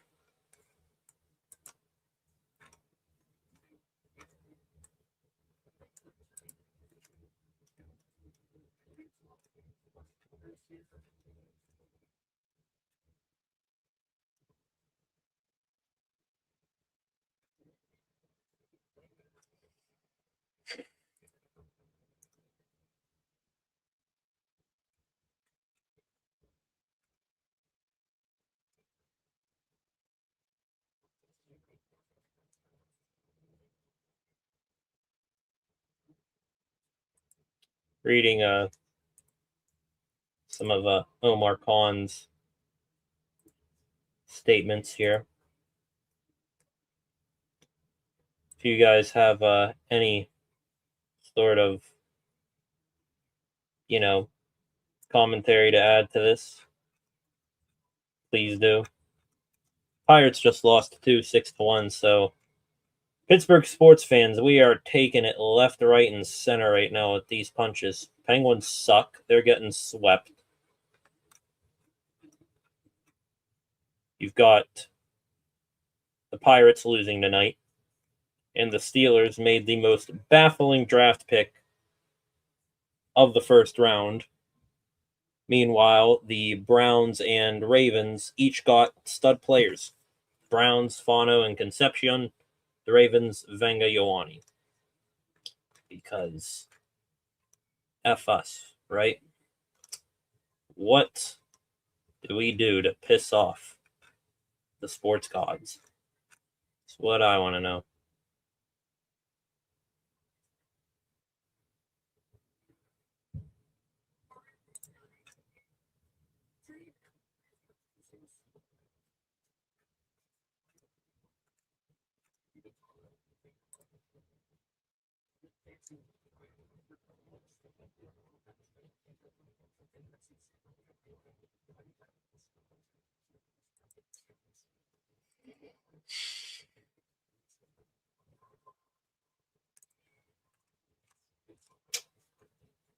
Look here, Omar Khan, his quote from the Steelers press conference a half hour ago.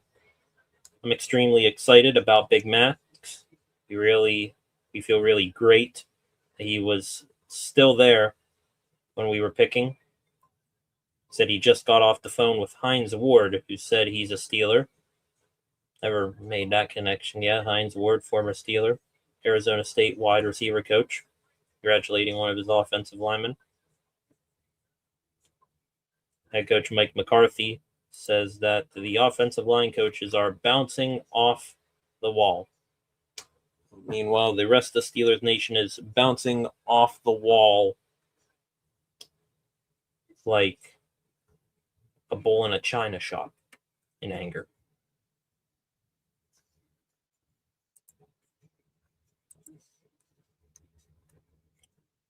Another thing here from Mike McCarthy, when we were winding down this week, he frankly just came climbing up our boards.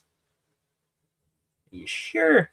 Or did you just make a panic pick because Broderick Jones' injury got worse?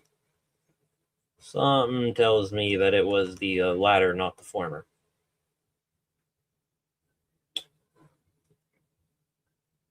Omar Khan finally coming clean, saying that Broderick Jones's neck is a little bit of a concern after taking Ehrnicher.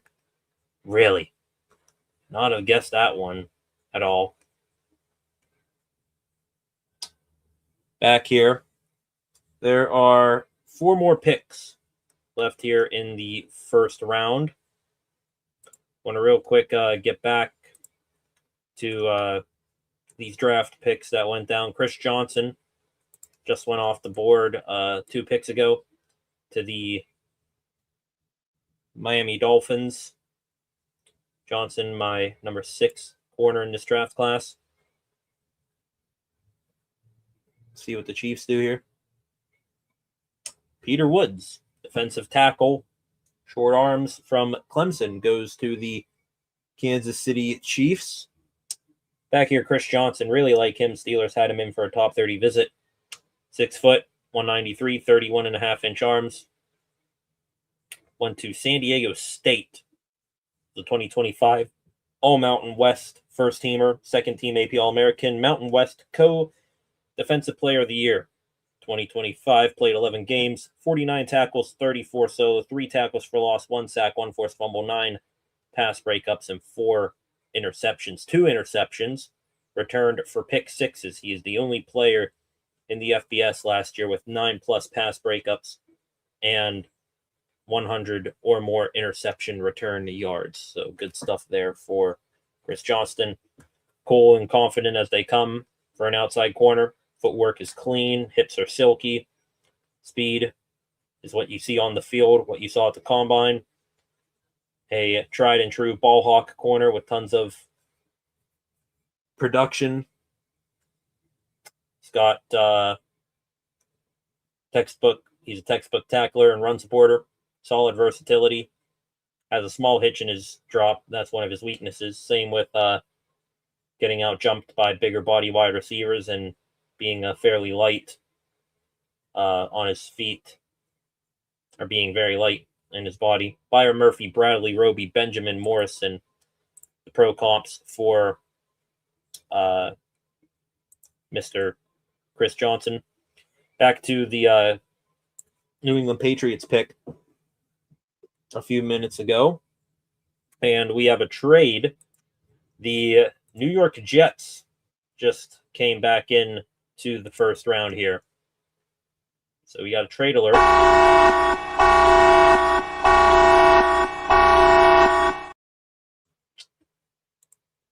So the Jets are back up on the clock here. They already got David Bailey. They already got Kenyon Sadiq. Now they're going to get, Omar Cooper and piss me off. When Omar Cooper goes off the board, we're done. We'll probably go live tomorrow night, but I've lost, all will and hope for this draft. And we're 1 pick in. Tells you all you need to know. They would need to absolutely nail to no end the rest of this draft. Pick is in here. Here comes the selection for the Jets. Let's see what they do.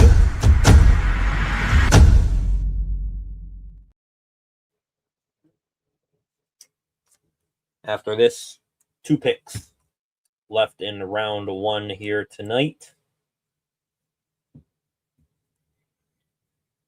30th pick.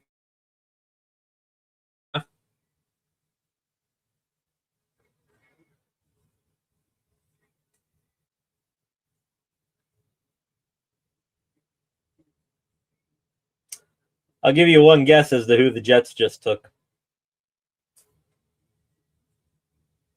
I'll give you one guess as to who the Jets just took. And this is it right here. Rooney Khan, faith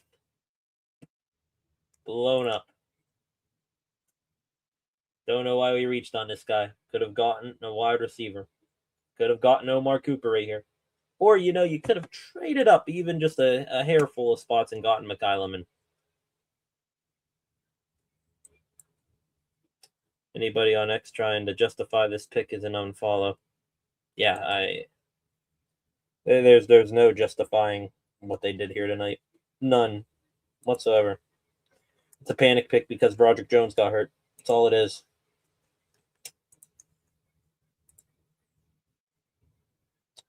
Caleb Lomu went to the New England Patriots, 6'6", 313, left tackle. No sacks allowed last year.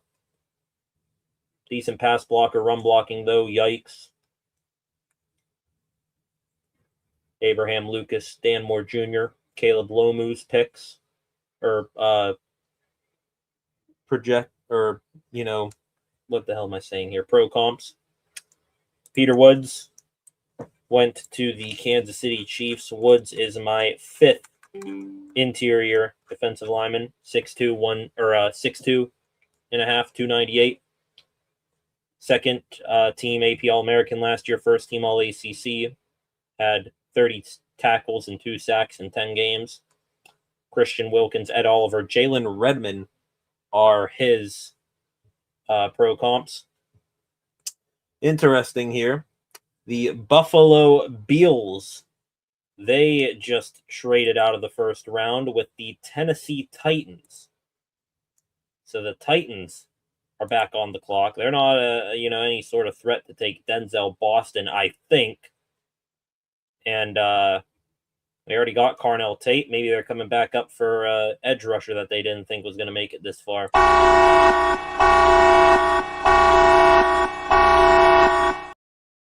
I apologize if that, hurts your ears or is too loud. That was what was going off in Omar Khan and company's heads. And Mekhi Lemon went off the board, and they said, "Oh, the Broderick Jones injury. We gotta take a tackle.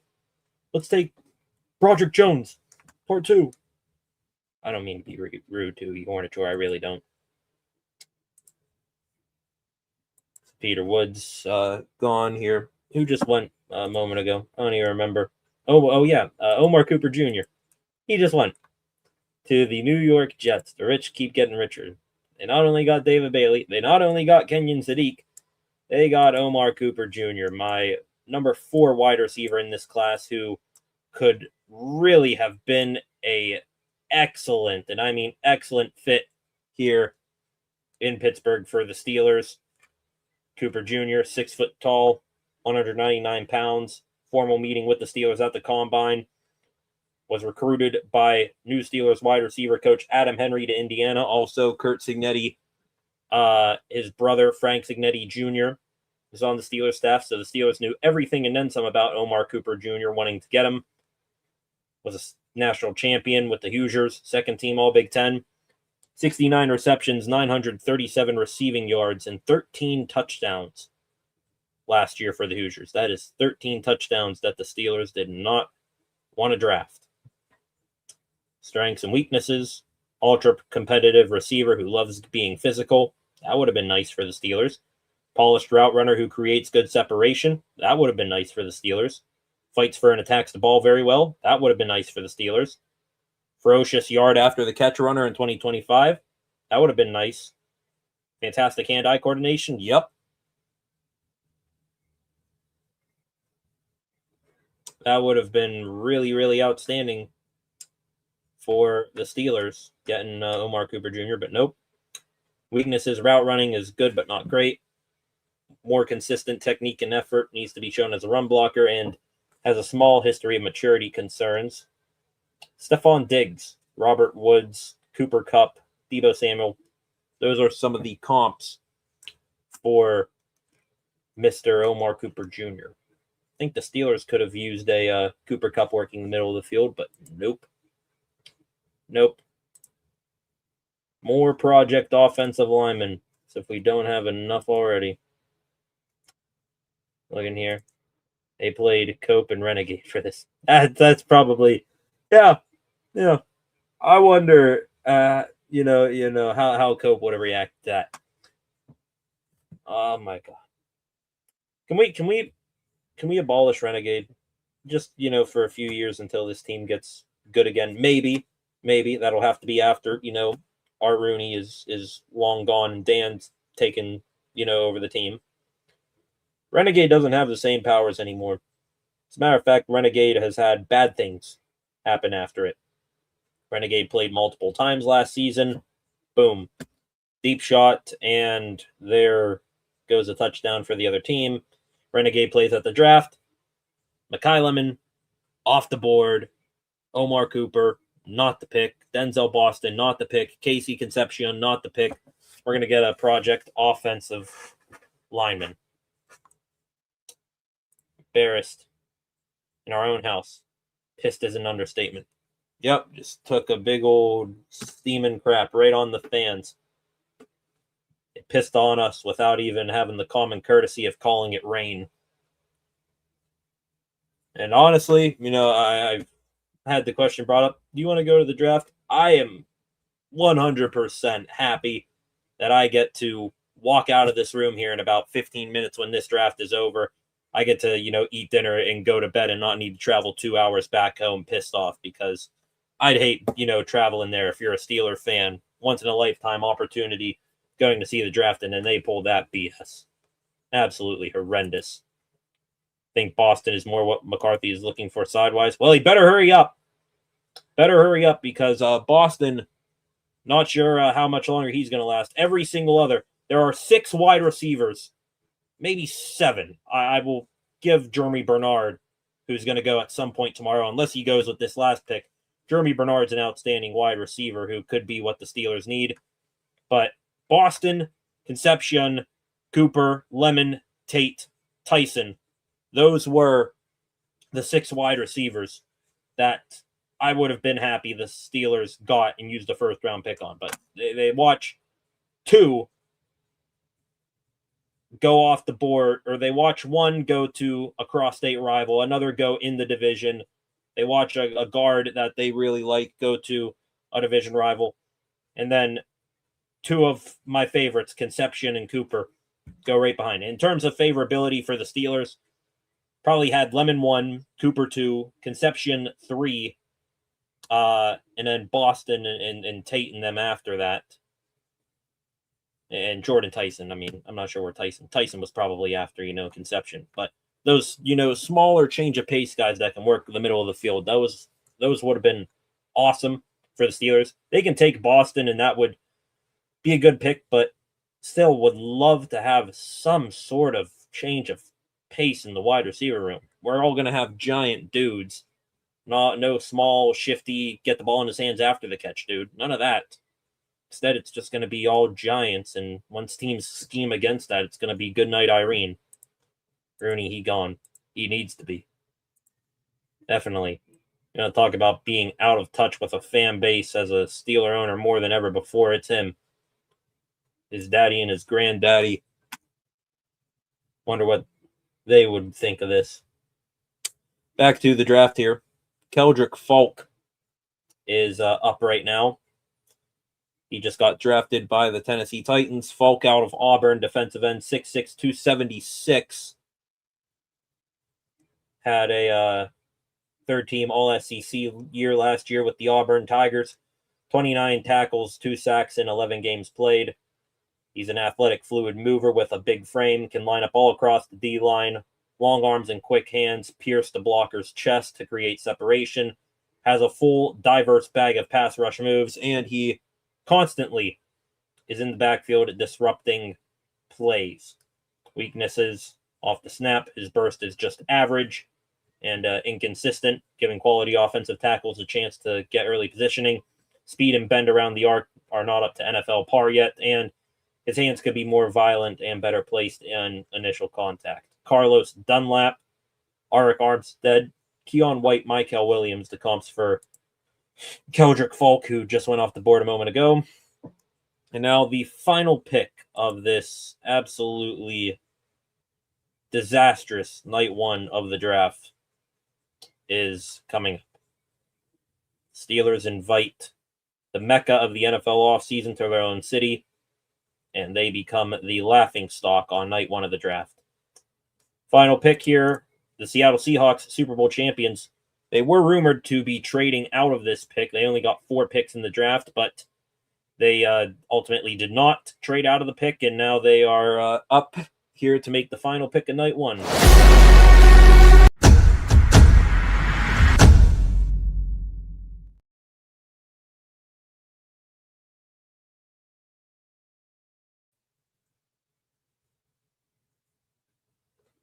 This is awesome. I can see why the Seahawks did not trade this pick. They got a two-time cancer survivor and fan to make this pick. Honestly, if I knew, person like that was making the pick, I wouldn't trade away from it either. Thomas Dowdy here. He has already proven that with all this Rodgers BS. Yep, absolutely tired of all the Rodgers drama as well.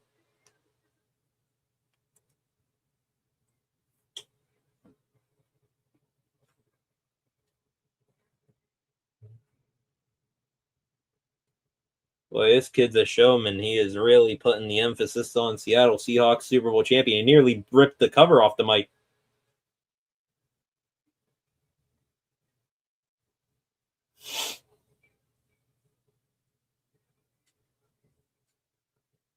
Wow. Our second running back, ladies and gentlemen, of the draft is off the board. It was rumored that this guy could be, a pick in a match made in heaven for the Seattle Seahawks at 32, and indeed he is. The Seahawks, they lose Kenneth Walker in free agency to the Kansas City Chiefs, and they pick up I won't say Robin, that's a little mean to Jeremiah Love at Notre Dame, but they get Jadarian Price, the consensus number 2 running back in this draft class. Price, 5'10 and a half, 203 pounds, third-team AP All-American, Paul Hernung Award finalist for Nation's Most Versatile Player in 2025. Had 674 rushing yards on 113 attempts last year, 11 rushing touchdowns. Strengths, weaknesses, reads the movement and blocks of his offensive line well to set himself up to hit holes. Sudden burst gets him rolling uphill in a hurry. Owns a violent stiff arm that keeps him rolling and finishing runs. Has the ability to juke out defenders in tight spaces and in the open field. Is a good and unrecognized pass catcher due to being behind Jeremiah Love. And he's an A-plus kick returner who can make some splashes on special teams. Durability concerns are naturally thought of with him. Suffered an Achilles tear in 2022, and his light frame in the 203 to 210 pound range could set up for future injuries. Tony Pollard, Javonte Williams, Miles Sanders, his player comps. And that does it for tonight, ladies and gentlemen. And I'm going to be honest, we'll be back here tomorrow night to,